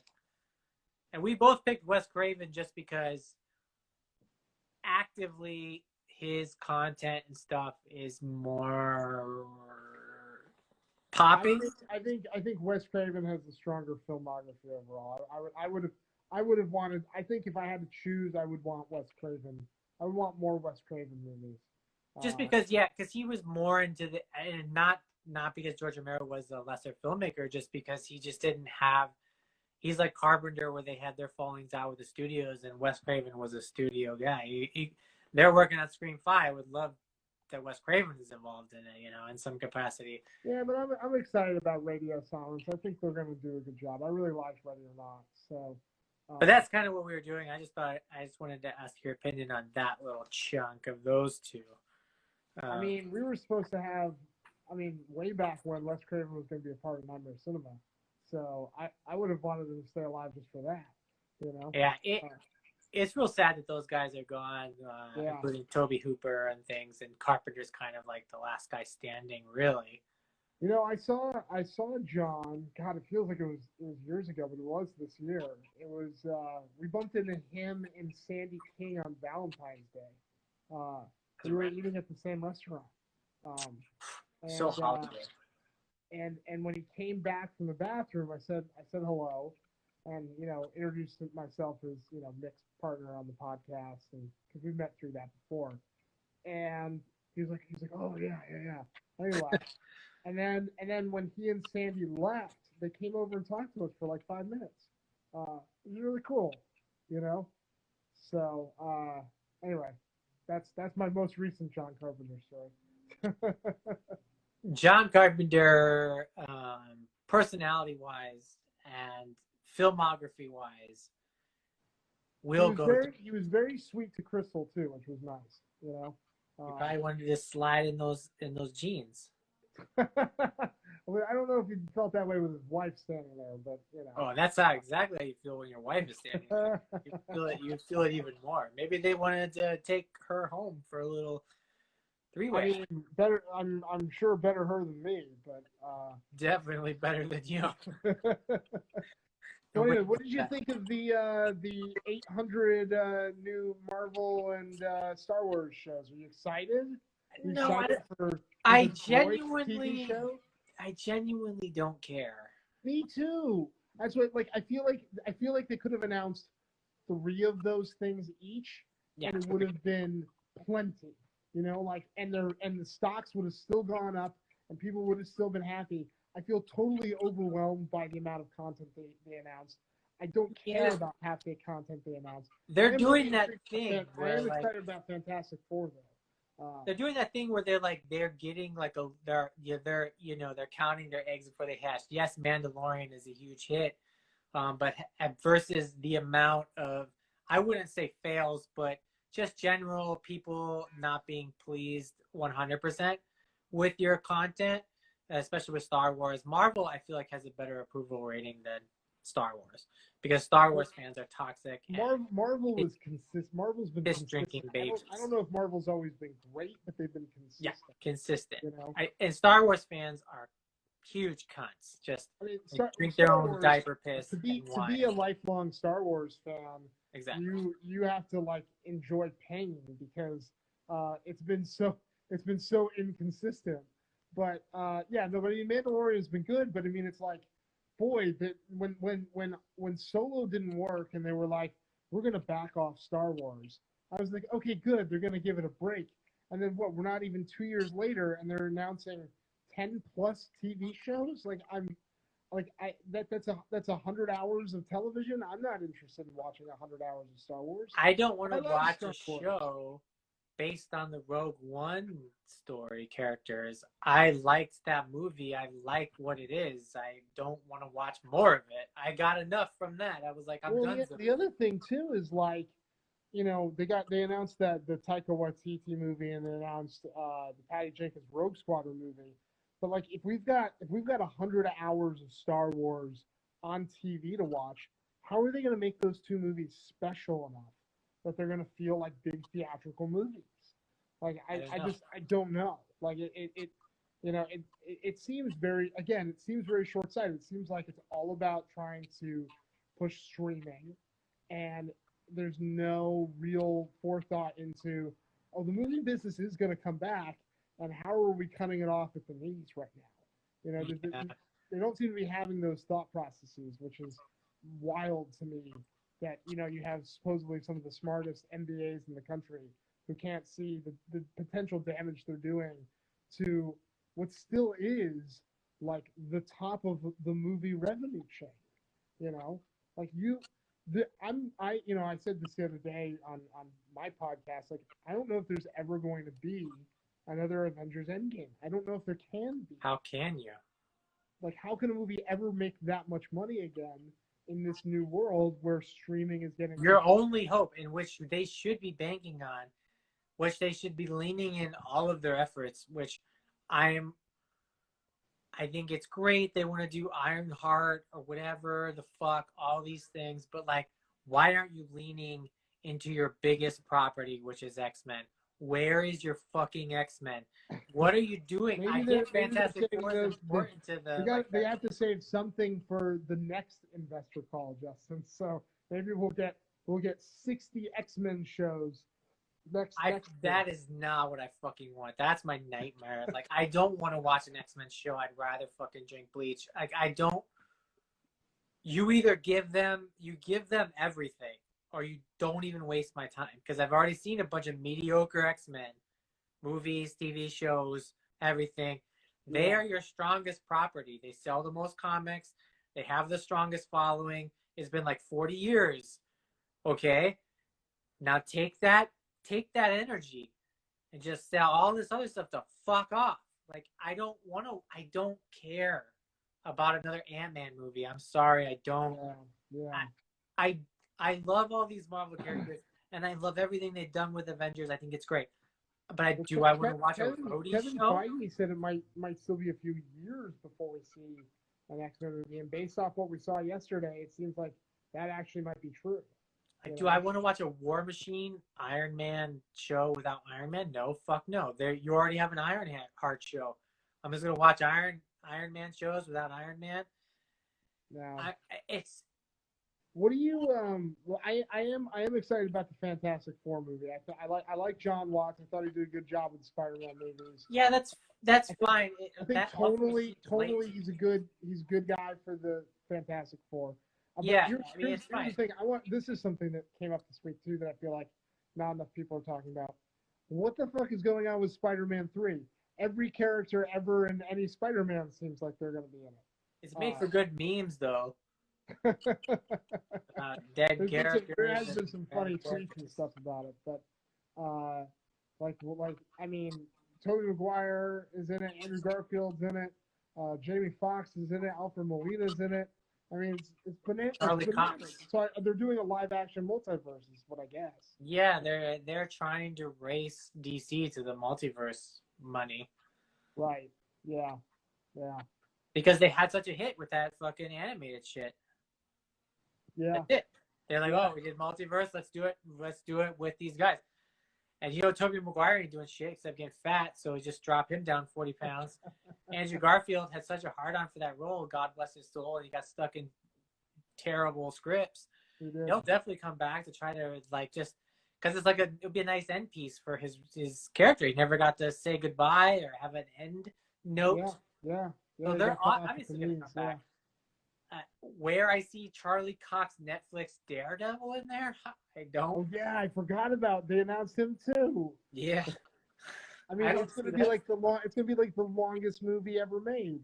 It'll be like Endgame, but it's not gonna be Endgame because Endgame was like 10 years of thank you. Right. Endgame is like, here's your 10. We gave you a solid decade of stuff. This is you're welcome. You get to see it all in one screen in one scene. Spider-Man's not like that. I'm really surprised they haven't announced Tom Hardy. That's the next thing. I keep waiting for linking Venom into it. Because that's your money right there. Bring Sony's honestly though, with how much is going on in this current one, I feel like they could actually save that for the next one after. You know what I mean? I feel like Venom might finally be the one thing too many. So to respond to Andy real quick about Under the Silver Lake, I fucking hated that movie. I just watched it actually 3 weeks ago because I was avoiding it like the plague because I obviously liked It Follows a lot, and I watched that and I was very upset by it. I thought it was just LA douchebaggery times a billion. It's really, I haven't seen it yet, but it's really too bad because I really enjoyed It Follows. I thought that showed a lot of. It Follows is brilliant. Why they haven't made a sequel, I do not know. That's a franchise. Well, it's also a franchise that I think is locked in Harvey Weinstein land. So. Oh, Weinstein. Yeah. It's fantastic. When? The part where none of it. But I guess technically the Weinstein Library is owned by another company now, so maybe we haven't seen the last It Follows. It has the perfect setup. It's like a Freddy, where it's a killer that can't be killed. And right. Yeah. You're just coming up with new ways to stop it. It's a pretty brilliant premise. Absolutely brilliant. One of the most fun, baddies, like horror baddies in a while, because after you watch it, you talk to people who watched it, you go, oh, how would you stop it? How would you do it? What would you do? That's a fun thing to talk about after movies, which you don't get a lot these days. Right. Lighthouse There's an interesting question that just popped up. Do you think there are many great scripts being written in lockdown that could potentially bring people back to theaters in a few years? I mean, that's all most people are doing right now in lockdown. Everybody I know that isn't working right now is writing their scripts for when the market gets better. So it's I gonna be wish that were true.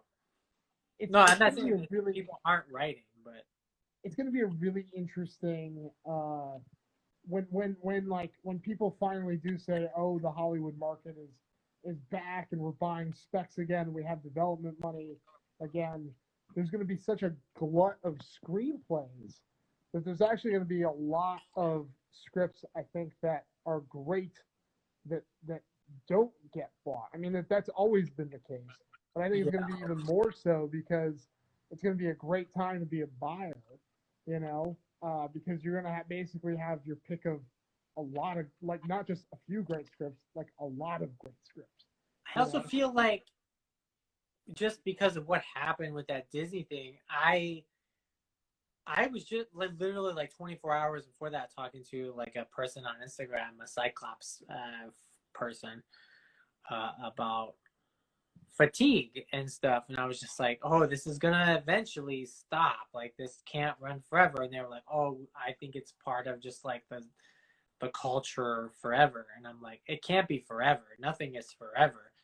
I was like, but then I saw, then like literally like 4 hours later it was like 100 things, and I was like, everybody on the internet was like just so horny for it. I was like, am I like I love this stuff, but like I want to watch non-franchise things. Like when I watch my favorite movies of the year were not franchise things. Underwater, The Wolf of Snow Hollow, The Dark and the Wicked.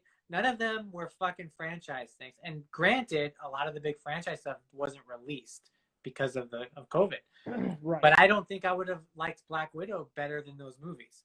I would have enjoyed. I haven't seen two of those movies, but like Invisible Man and Palm Springs for me are two of probably the best that I've seen, and those are original movies too. I mean, I guess Invisible Man is technically based on a brand, but it was so different from what came before, but that it felt fresh. Yeah, I think that superhero movies are probably here to stay, for good, which is fine. I mean, look, you and I both read and love comic books, so like that's fine. I'm not going to complain. But I mean, someone asked what the next wave is. I mean, I think casting Oscar Isaacs as Solid Snake for a Metal Gear Solid movie is a really good indication that maybe we're starting to get serious about turning video games into movies for real. Snore. I mean, look, that's it hasn't been done. I honestly think Sonic the Hedgehog was like the first one that was actually like a decent movie that used the IP of the game well. And I think the more filmmakers that are around our age who grew up playing video games and who love and respect video games start making them, it'll be like the early 2000s with comic book movies when you started to see people like Nolan and Bryan Singer and like actually taking these material and making serious movies out of them. So, I think they've just been, prior to this, I think they've just been exploited. Kind of like, the old Marvel movies were, now I think, Oscar Isaac is a great actor. I'm excited to see him play Solid Snake. I think but he was also fucking Apocalypse in that fucking debacle ass movie, which sucks. Yeah, I know, but that movie had script problems. Yeah, this fucking Metal Gear Solid movie might have script problems. I know. I mean, look, that's the thing. You can't you have to get the scripts right. If you don't get the script right, you can never even begin to have a good movie. I mean, you know, Lord knows there's movies in my filmography now where we started with a good script, and by the time it's through production, those scripts got, you know, beat up a lot. You know, so it's you know, if you don't start with a good script, you can't possibly hope to have one that survives the process. You know. Back to the Marvel announcement, which my frustration with it, like I want Ms. Marvel to exist, and I want these things to exist, but I was just like so irritated that they're not devoted, like they're making an Eternals movie. They've already made an Eternals movie and releasing it, and they haven't even started any X-Men announcements. I almost feel like they're gonna put X-Men on the ass end of all this stuff, and it's gonna be such a mistake. And X-Men is gonna get the short end of the stick again. Half of those things they announce, I have, you know, no emotional attachment to, like I have an attachment to the X-Men. So I agree with you. I think if there is a burnout factor that could happen, and they put X-Men on the backside of that, I mean, you could risk wasting X-Men, or it might reignite the passions for those movies. I mean, it's kind of risky, but you know, they're like, because like there are people who are young who don't understand that there are Marvel heroes that are better and cooler and more popular than Avengers characters who were basically D-listers. Yeah. That they turned into A-lister in movie realm. Because even in the comics, with the relaunches of several X-Men books, X-Men is the #1 selling Marvel book. Like regardless of movies, Captain America and Iron Man books are not as selling X-Men books. I mean, X-Men got me into Marvel. You know, X-Men was my gateway into Marvel. I mean, Batman and Superman, you know, was because of the old Batman TV show and the original Batman movie, but like once I started reading X-Men in like around, you know, I can't remember how old I was. It was probably like 3rd grade. You know, like when X-Men the series, not Uncanny X-Men, but X-Men #1 with Magneto and Asteroid M. That's when I started reading comics, and they were my gateway into Marvel. You know, before that, I only really knew Superman and Batman, you know. So I agree. I think it'll be really interesting to see how under... Like, not even one casting announcement? Like, are they even talking to motherfuckers about this shit? I mean, I'm sure they're talking to writers about it, but they haven't gotten past that point as far as I know. That should be your #1 focus. Like, because I feel like, and like when I see like they're gonna make a series with all of these characters who are kind of the leftovers of Avengers who are either dead or trying to get out of their contracts. The obvious is just make fucking X-Men. Don't give me a War Machine TV series. I don't want to watch that shit. The best you can do with War Machine is in the Avengers fucking movies. Like that, you can't reach a... Look, what is he going to fight? Like terrorists and shit? Like, I don't care about that. The reality is they announced so much shit yesterday. Next year, they're going to have to announce more stuff. I'm sure probably that's when we'll start to hear about X-Men. Because, I mean, Fantastic Four was a surprise. That was a 20th Century Fox property that they controlled. So, like... Yeah, but I also feel like Fantastic Four is like... It fits into this current universe a little easier. And it's less of a risk. Yeah, I agree. Because if it goes bad, who cares? Yeah. Do you think they're going to bring Chris Evans back to play the Human Torch? Really fuck with people? Or Michael B. Jordan, who was Killmonger. That'd be the real mindfuck. Yeah. Oh, yeah. They announced Black Panther 2, and then they're just like, okay, well, T'Challa's not getting replaced, and I'm like, okay, that's fine, I get it. Well, what's that movie about? It's going to be about one of his sisters becoming Black Panther 2. It's fine, but Shuri's an anti-vaxxer, so who are they going to have do that? I don't know. He's going to have to release a fucking public apology for that anti-trans video, anti-vax video she released. Messy stuff all around. Yeah, I have a Shuri figure. She's right there. And with the turtles right there in the front. How dare you betray me like that? I just when I because I think Rosina was at her studio and she came home and I was like, oh my god, they released all this crap and I just don't care about any of it. And we were watching the trailers and I watched the WandaVision and the Bucky shit, and I feel like you can't, whatever they're gonna do, I'm gonna watch it. I'm gonna be interested. But what are you gonna do that's gonna be better than Endgame? That's why I feel like it should just be those characters should at this point be footnotes to whatever the fuck they're doing with X-Men. X-Men should be your sole focus, and those characters should be your add-ons who show up in X-Men shit now at this point. Because we've seen what I get. You only have a few bigger bads than Thanos in the Marvel universe. Right. And you can't you're going to hop skip to what, Galactus next? I don't think so. That's too much. No. They'll try. I think they'll have to do something terrestrial.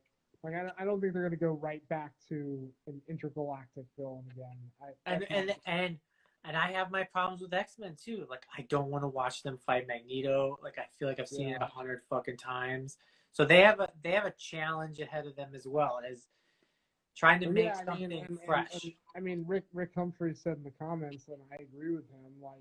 There's been a lot of mediocre X-Men movies, so to get people to care, it's gonna have to be good, and it's gonna have to feel fresh and exciting. And you're right, if they just do Magneto again, is that the best way in? And unfortunately, they burned Apocalypse, which I think would have been my next go-to.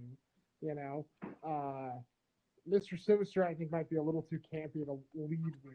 Super campy, yeah. So, I honestly it's think tricky. It's kind of a J.J. Abrams relaunching Star Wars. It's going to be a thankless task for somebody, Yeah, it's going to be rough. But if they gave it to me, which no one would ever do because I would cast nobodies from horror movies as Cyclops, and then Wes Chatham from Expanse as Wolverine. But I would go Sentinels. I would go the most obvious thing first. You have a Sentinel. You have a mutant registration. Yeah. They tackled that stuff in the movies, but they never brought out actual Sentinels. You never got to just see all of the X-Men just attacking like a robot, cool shit. Yeah. And then on top of that, you just add in a Magneto and have him be a villain. But God, Jesus Christ, do I want to watch a Magneto kind of bounce back and forth from hero to villain again? Oh my God, I just don't want to see it. Or do you think they do something really wild and they start with Age of Apocalypse, and when they get out of Age of Apocalypse, that brings them back into the real world, which is the MCU. That could be a thing. And then this way they can introduce us to these characters in a different way, from a different perspective, and then suddenly, when they beat Apocalypse and they save Xavier and the flip is switched, we can start meeting them again through the right lens. It's suddenly they appear in the world because the timelines have merged and yada yada yada. I don't know. It's just tricky, in X-Men, because they have so many popular eras and characters. You could go so many different ways. I would honestly go, this is how I would do an X-Men movie. This is how it would be. 5 original cast, the original members. They're already there, and it's about the new members joining the team, not just Wolverine, Storm, Nightcrawler, Colossus. Then you introduce a villain into that, but in modern times. That X-Men exists, but it's these 5 core members who I feel like are so important. And you could easily make Iceman or Angel Black because they're all white, and you need to have some color in there. And you're gonna have Storm in there, but you need to have a black man. Right. And blue people do not count as people of color because they're white actors under the blue fur. You could easily, and I honestly was thinking about the other day. I was like, if they recast Cyclops as a black with a black actor, I'd be fine with it. Totally fine with it. I don't care. Right. As long as Cyclops is Cyclops, as long as he gets his fucking screen time, that he's the most important person on the team other than Jean Grey, I don't give a shit. So basically, what you want is for them to reboot the Dark Phoenix saga again. Is what I'm hearing. Hell to the no! That movie was such a garbage pile. And also, Storm has to be black. What's that? Storm has to be black. Storm has not been black. She's been just a smidge. Tiny. Halle Berry is black. Is she? Does she have any features so of a so person? is the girl who played her in the last go around. Did either of those women have any features of a woman who was born in Africa, raised in Cairo? I don't think so. They're fucking whitewashed. The terrible accent. They're look at the actress on which everyone had such a hard on and being so angry about that Anna Diop on Titans. God damn, is she fucking good? Give her Storm. That chick is I don't know. That show is crap, but she beats the shit out of people, and she's really, really good. She's a really good actress. Just from those little bits I've watched on the show. That's what you need. And she is dark as shit. And that's the Storm. She's fucking fist fighting all of these people, barely using her powers. That's what I see as Storm. A last reserve power use is Storm would rather just beat the shit out of you hand-to-hand combat because she knows how to fight. And then, if she has to, she'll fucking, hurricane you into the sky. All right, well, there you have it. If X-Men were my property, it would be a can of worms. They'd be in trouble. But that's the other thing. It's Marvel is notorious for you have to fit in their little fucking Venn diagram of what they want. Yeah, I mean that's the tricky part. I mean it's never gonna be super creative because it's all gonna kind of be put through the the vanilla ice cream machine of Kevin Feige. So hey, this is a good Cyclops. He's the dude with the claws. That's correct. That's correct. He is the dude with the claws. I do think that Lupita would be dope. Yeah, she would be great. Isn't she already in the Marvel universe though? Yeah, a little bit. She's a little bit in the Black Panther movies, but she was they kind of blew their load with her casting her in that for sure. But there are plenty of other beautiful, dark black women who kick ass, who could be that. And I'm not trying to shit on that actress who was Storm in the last one. I mean, it's not her fault that the movie sucked. But I just don't. She's a good actress. Though. Did you ever see a movie called Tragedy Girls? I know it's on Hulu. I know that. You should watch it. Watch it. Let me know what you think. I like it a lot. It's a good movie. I thought about it a few times. She's one of the leads in it, and she's super charming in it. So maybe I'm just partial to her because I really enjoyed her in that movie. You could be partial. I'm partial to many things. You? Yeah, me. Believe it or not. I would love to do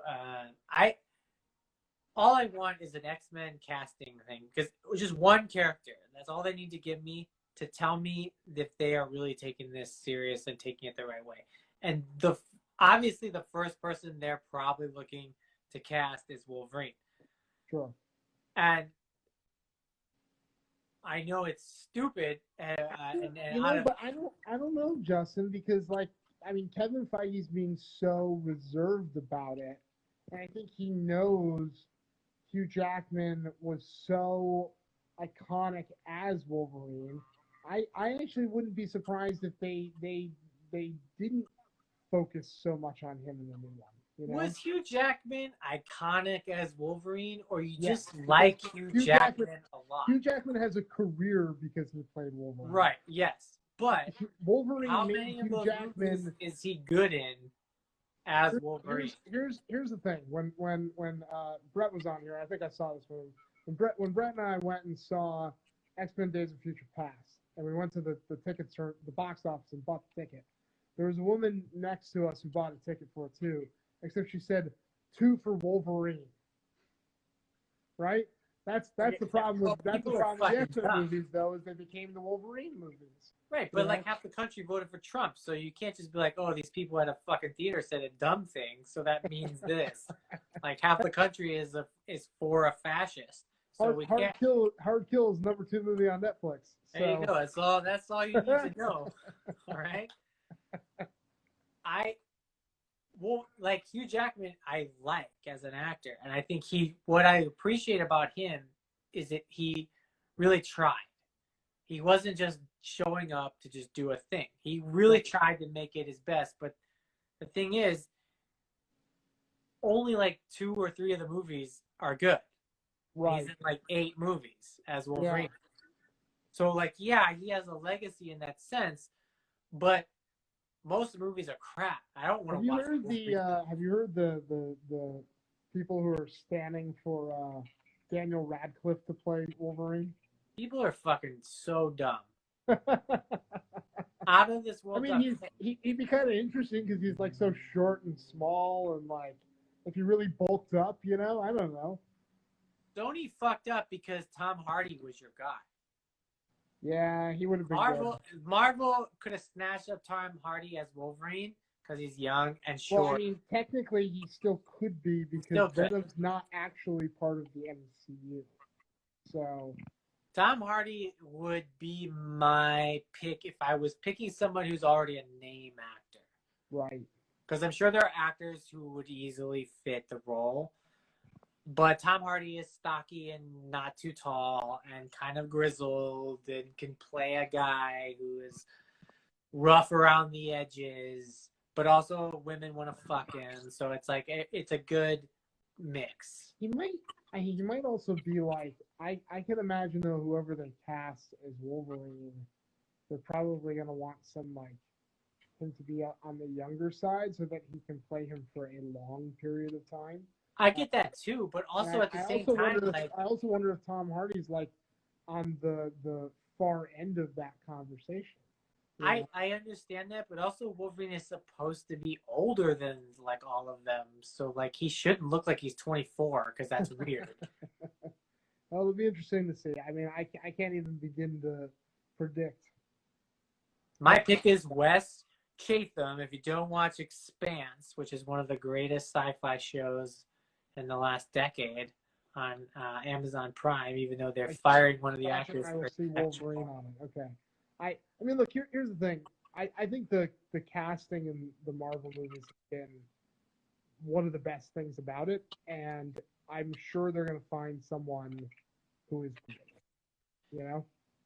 I agree, but I also don't agree because who gives a fuck who they cast Ant-Man as? Nobody was like waiting in the wings, like. Well, but I'm thinking more like, I mean, look, Robert Downey was the perfect Tony Stark.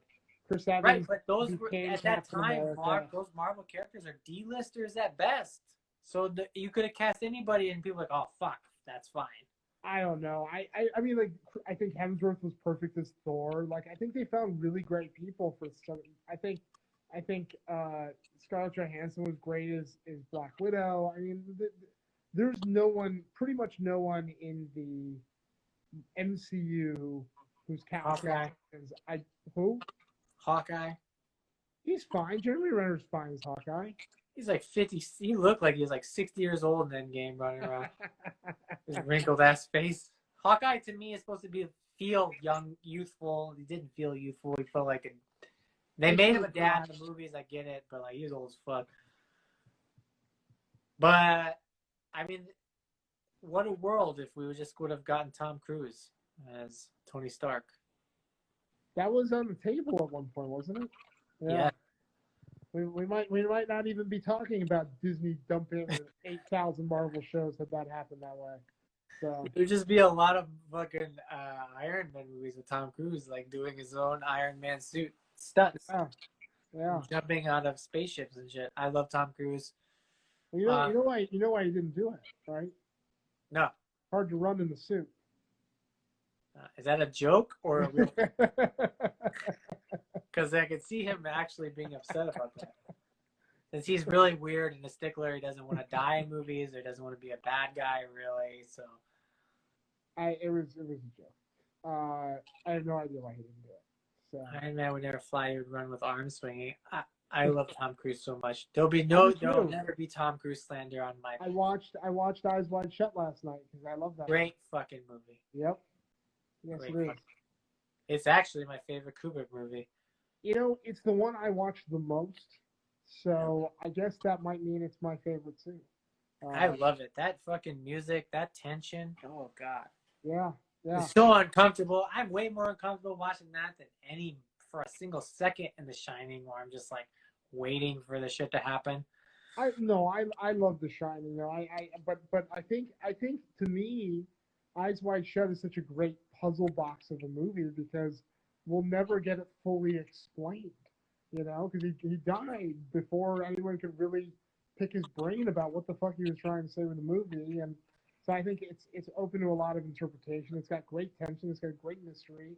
The performances are amazing. It's, I think, probably the best Tom's ever been. Yeah. Best Tom's ever been. What about Vanilla Sky? I feel like that was like a perfect cast role for Tom Cruise. Vanilla Sky is a wonderful movie and does not get enough love. I feel like anything he's done with Cameron Crowe's been pretty much. I mean, Jerry Maguire is amazing. So, yeah, I just feel like where Tom Cruise was exactly in his career at that moment for that role, where he was just so beloved and perfect looking. And in that character to be that also in there, just rich and perfect and so cool, that with his smile and everything, and have that all stripped away, was just like. You know what I forgot about in that movie until I rewatched it like a year or two ago? Was Kurt Russell. Oh yeah, Kurt Russell. He's really good in that movie too. Kurt Russell is his like father figure character. Yeah. So. Kurt Russell is my Dark Knight Returns Batman. If we could go back, if we could put 1980 Kurt Russell in a time machine, he'd be a great Wolverine. True that, he would. You put on like 30, 40 pounds, it wouldn't even be like too ripped. Just give him some mass. Yeah. Punch him over. For sure. Otherwise, I mean, he's got the hair, So. Last Samurai, I gotta read some of this. Last Samurai is good, Cruise. Last Samurai is great. One of my favorite, Dances with the Wolves. White guy taking a culture movie. One of my faves. Tom Cruise is the best Tropic Thunder. Tom Cruise is amazing Tropic Thunder. We did a. Is there a bad Tom Cruise performance? I don't think there is. I mean, there's bad Tom Cruise movies. What's that movie? Yeah, what's that movie he did with Cameron Diaz? Is that a movie he did with him? Night and Day? Night and Day is good, man. That's actually a fun movie. I saw that on a plane.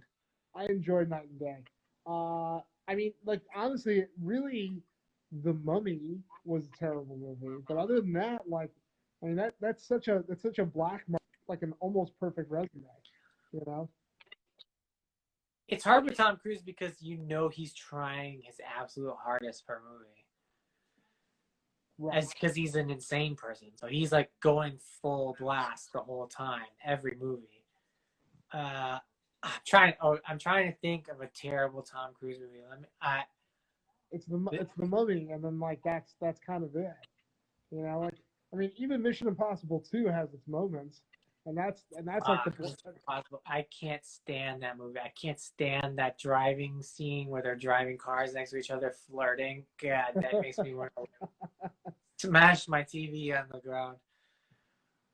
Mummy sucks in that. Night and Day is awesome. I fucking hated Night and Day. That's the movie I remember seeing. I hated. You're so jaded.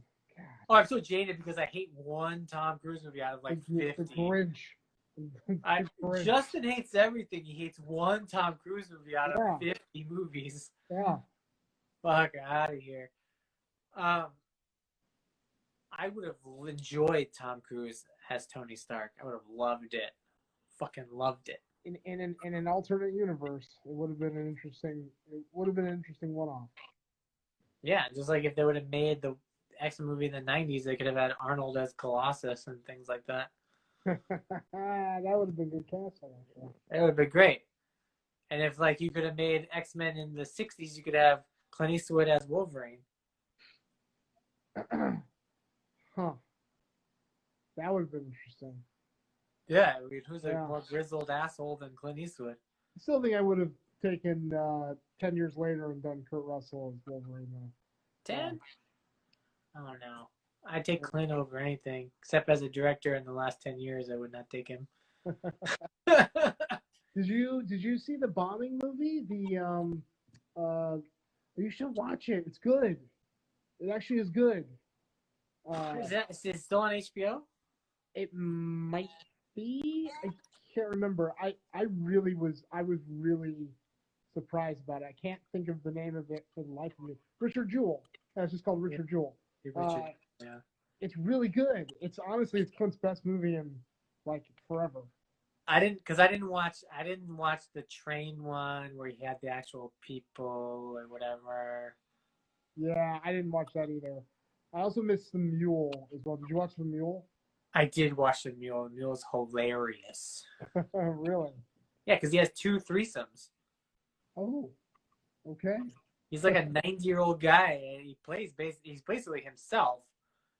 And then he has like 2 different threesomes. I don't think he shows both threesomes, but they infer that he has 2 different threesomes in the movie. Wow. Huh. Yeah, he's just so irresistible, this wrinkled old, high-waisted man. The women just can't resist fucking him. That's what the movie's about. I mean, and then also just the way they handled the. Well, there's no threesomes in Richard Jewell, but it's very good, and I highly recommend you watch it. I thought about it, and I remember when I saw it pop up, and I was like, I should watch that because I never watched Sully. I never watched that one. That was kind of boring. This is better. We got some things here. I want some Leo and Tom. Yeah, I would love to see some Leo and Tom. I would love to see a Leo, Tom, Brad Pitt movie where they're all cops. Like, I don't want the movie to be good. I want it to be in the vein of an 80s action movie, and I want them to be in it. Just like how much I love The Nice Guys, which was not 80s, obviously. Nice Guys was fun. I want that, but I want it with Brad Pitt, because obviously Brad Pitt can do bouncing around. Like, look what he did with Once Upon a Hollywood. He could bounce around decades easily. Give me Brad Pitt. Give me Tom Cruise. Give me who was the other one? Leo. Give me those guys in a shitty cop movie where they're grizzled cops. You can even make it the 80s. That's as far back as I'll go, is 80s. Although we're approaching where 90s is nostalgic, so you could do a 90s cop movie as well. You could.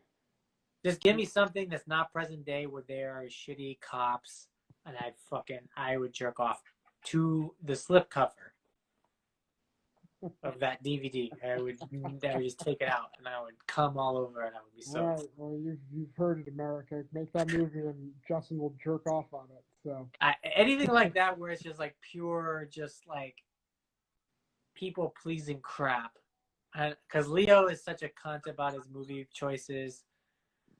Tom is obviously like too afraid now. He's just gonna do Mission Impossible forever. Brad Pitt's the only one with balls at this point to kind of do weird roles. I agree. He seems to be the only one who will bounce around between, awards bait and popular movies. Yeah, Yeah. Tom and Leo are too scared. Leo, if you somehow made this and then got Tarantino to be involved, maybe Leo would come around. Well, you know, I mean, bring it back to like the one the reason I'm here to talk about like streaming stuff. Maybe the streaming world will allow the Leos and the Toms to take more risks again. You know, I would because love they won't that. be so worried about having to make millions and millions of dollars at the box office. No, I'm not going to write that movie and put Bruce Willis as the captain. I as much as I enjoyed the experience of having met Bruce, you know, I made my Bruce Willis movie. So anyway, uh, yeah. Rose guy. All right. Well, I think that's it. That's it. We're wrapping up. We're wrapping up. I'm gonna come back on with Drew for a few minutes and we'll wrap up the whole shebang. But I think we kind of covered the Warner Brothers. Yeah, Warner Brothers took a dump on the movie industry, and then. Oh, Disney, well, one thing I wanted to follow up with that. Do you think there will be any like pullbacks at this point where they'll de-announce some of the films, like all of a sudden Dune and some of these bigger films might not actually make that streaming slate later? I think that one of two things will happen. Either there will be some shifts in those plans, which, by the way, they're totally entitled to do, or you know, they'll make lucrative deals with the people who are responsible for those particular movies, and you know, we might still see those movies on HBO Max. I don't know. I mean, like, it's such an ever evolving thing. So Yeah. I kind of feel like with everything, how upset everyone is, there might be some changes to the slate in the next few weeks. I feel like they might go, okay, well, Dune is not on this list, and Suicide Squad, Mortal Kombat still is because no one cares. But Mortal Kombat will for sure be going straight to HBO Max, and I can't wait to watch it. I forgot it was even a thing until they made that fucking announcement. I forgot it was existed, and then I saw like they're still making that. Holy fuck! Hey, I like the first one, so I like the music in the first one. It's honestly, it's probably still Paul W.S. Anderson's best movie. So that could very well be true. which also means it's the best Paul Anderson movie. That could be true also. On that note, we'll leave it. Joe, I love you. Thanks for coming and talking movies with me. Thanks for having me, buddy. Talk to you later. Text me if you watch anything good. Okay. Watch Richard Jewell. We'll be in touch. Drew, feel free to come back on. Goodbye. Bye, sir. Love you. Hey, I don't think I have a single drop of booze left, which is good. I can't drink anymore. I've had enough. I've had my fill. Waiting for Drew to come back, if he remembers to come back. We'll say goodnight.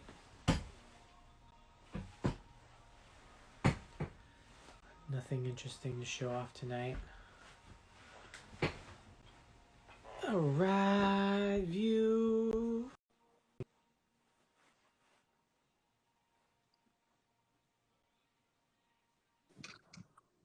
Hey, welcome back. As we now enter hour 4.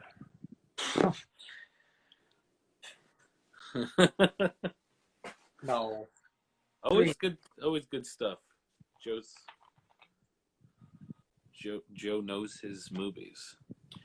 Yeah, it's always fun to have somebody on who can talk over you in the way that I talk over other people. Yeah. Power talkers. Power talkers, yeah. Yeah, it was great. I always have fun with Joe. We've known each other for many a moons. many and many moons, and now we're Joe- gonna wrap this up. Joe, if you ever want to draft some movies, let me know. I'm sure that he's addicted to attention. He's a fame whore. I get him now. Got to get him now before he goes big time. Maybe we're getting for this stupid Hulk Hogan movie comes out, and he's just like answering N-word questions in interviews all day. Yeah. Like, oh, when you wrote this movie, did you purposely leave out the N-word part? And he'll be like, this is what Justin warned me about. All these flashbacks in his room to these live streams.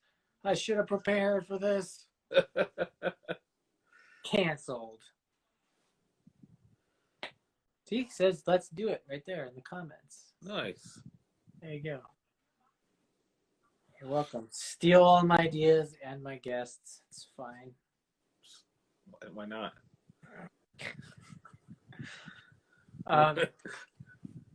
Yeah, so we're gonna wrap this up because we're now at the 3-hour mark, and I have not eaten dinner. I've had 1 whiskey cocktail and 2 Trulies. This has been my dinner. Ooh. That's right. So I if you have had any a comments, gyro. if you have any comments or concerns about the last hour you just watched, feel free to voice them now or forever hold your peace. I'll be holding my peace. It's good stuff. Good stuff. I just want X-Men to be okay. That's all I care about. What if they're only announcing all these Marvel TV shows so they can pave the way for X-Men movies? They're really doing the slow work when they just announce an X-Men movie and everyone would lose their minds. I feel like it's like if you were like you won the lottery and then they pay like, oh yeah, we're gonna pay you in like $500 a week for like 2 years, and then we're gonna give you $1 million a week. That's what they're doing. They're just like, hey, do you want to watch these more D-listers? Sure, why not? Fuck, I'll watch whatever you want to give me. All right, here's the list of all the dead people. Oh, go dead people. So many dead famous people. Put them on. I'll put this on eBay. Sell it. Yeah. I just won the best thing on eBay. I won a VHS/DVD.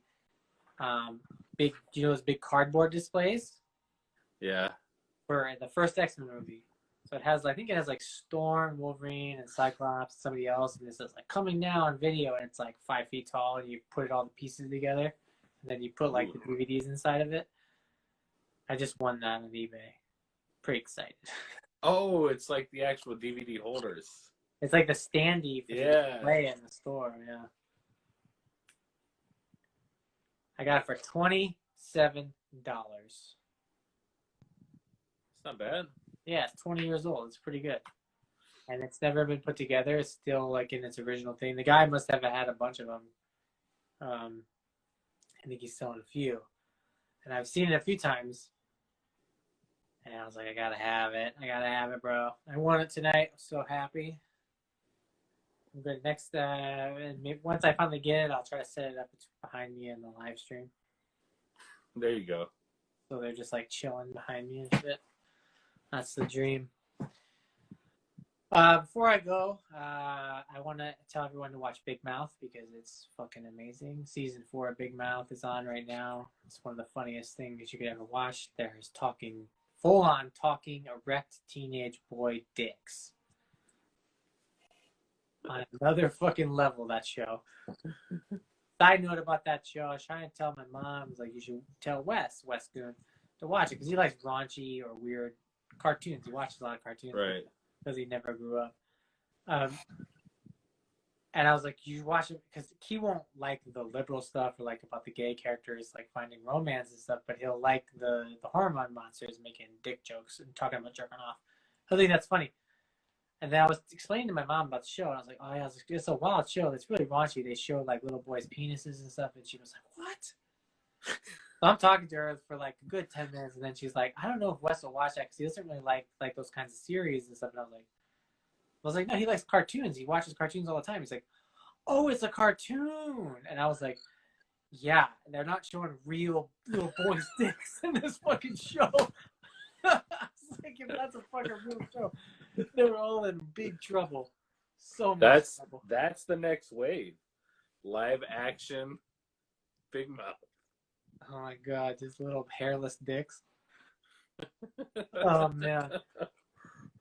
And I also I just started the first episode of How To with John something. It's on HBO Max. How To with John Wilson or something like that. It's a very common weird name, but it's like a docu-series comedy. I watched the first episode was like how to do small talk. The next episode is how to put up scaffolding or something. It is, this guy must have filmed thousands of hours in New York City to get the amount of footage he has when he's like talking and making a point about something. He's fucking incredible. Everybody needs to watch that. I've only watched one episode and I was dying last night. Fucking dying. So weird and so perfect and so funny that you can't believe this guy actually got the footage. Is it like a like an Adult Swim show or? I can't really put my finger on it because I feel like at times it's not trying to be constantly super funny. Yeah. Like it's just. Well, that's how I wonder because I mean, if there's doing, the first one is how to talk and the second one is how to put up scaffolding. Like it seems like one of those fake like Adult Swim shows. But also at the same time, the way he did it and the way it was about small talk, like. He ended up going to like MTV Spring Break in Cancun and like befriending this like loner guy who's like a total douched out bro who's there. He's all fucked up and they're having small talk, and then all this stuff relates and the way he puts it all together. It's pretty impressive because it's like a documentary style show. It almost feels fake, but you also know while you're watching that it's not fake because the way it all kind of seemingly puts together perfectly to make the point about what he's talking about. But he's also doing an opinion piece, but he's not an expert, and he sounds like he's not an expert. I don't know how to describe it. I just know that it's brilliant, and it's 27 minutes. It's a great show to watch while you're eating dinner or something. Yeah. Something to fucking watch. It's perfect. I'm going to watch another episode tonight. If I don't fall asleep through The Crow Part 4, which is also on HBO Max. With Ed it was an HBO show from 7 or 8 years ago. How to Make It in America? HBO Cuddy was on 7 or 8 years ago. That's not this. It's a white guy with glasses, and it's just him walking around the camera, talking, and it's weird. But funny. But not like Tim and Eric weird. Not that weird. Okay. It's like he'll just be talking and then he shows like blood on the like bloody scene in like a subway in New York. And just how it happens to be perfect to what he was talking about. He must have filmed 10,000 hours in New York just to get the fucking shit perfect to go with everything he's saying. Had to. There's no other way to explain it other than he must have filmed relentlessly in that city. He even got like the dude from, he was talking about something about like trial and error and try if you don't try, keeps it trying to succeed. And he got the Kyle MacLachlan from Twin Peaks is at the subway with his like Metro card, and he keeps trying to put it in. Like he's obviously filming him from like far away. Like he keeps trying to put it in, it keeps failing, and then he just gives up and walks away. And I was like, how did you get that footage? Randomly of the dude from Twin Peaks just like going in his. That's the kind of stuff where you just were filming in a subway for days and days and days. That's why I love it. That's my recommendation for the week. Everybody watch that. I'm watching Titans but it's not very good, so you don't have to watch that. Nice. That's it. Let's call it. It's almost 10 Yeah. o'clock. I need to go eat. It's probably super late for you. Way past Yeah. your old man bedtime. Yep. Getting up in 4.5 hours. Gross. I'm gonna sleep in. It's only 9:43 here, so Yeah. Hooray for time change. yeah. West Coast. That's great, except for when like toys drop in the morning and you slept through it. I was like, "Did you buy this?" I was like, "No, I was asleep. It was 5 a.m." That sucks. Oh, But yeah, it was good. I'm glad we had a great time talking about dead people, reminiscing about dead people. Joe Russo, thanks for coming on. It was a blast as per usual. I don't know when Courtney's coming back. I will let everybody know when he's coming back. He said till Christmas, so I'm not really sure. Probably won't do an episode this week. What day is it? Yeah, we're going to do an episode next week. Probably not. And then that'd be Christmas. So I don't know. We'll see. Fucking Christmas. But either way, I had a blast, Drew. I appreciate you coming on and bullshitting with me. This has been fun. If you guys do a draft pod version, let me come on and do it with you so I can roast you all. And yeah. that's it. That's all I have to say. Let me know when you get Joe Russo on. We'll do. All right, guys. I'm off. We out. Peace. It's been real.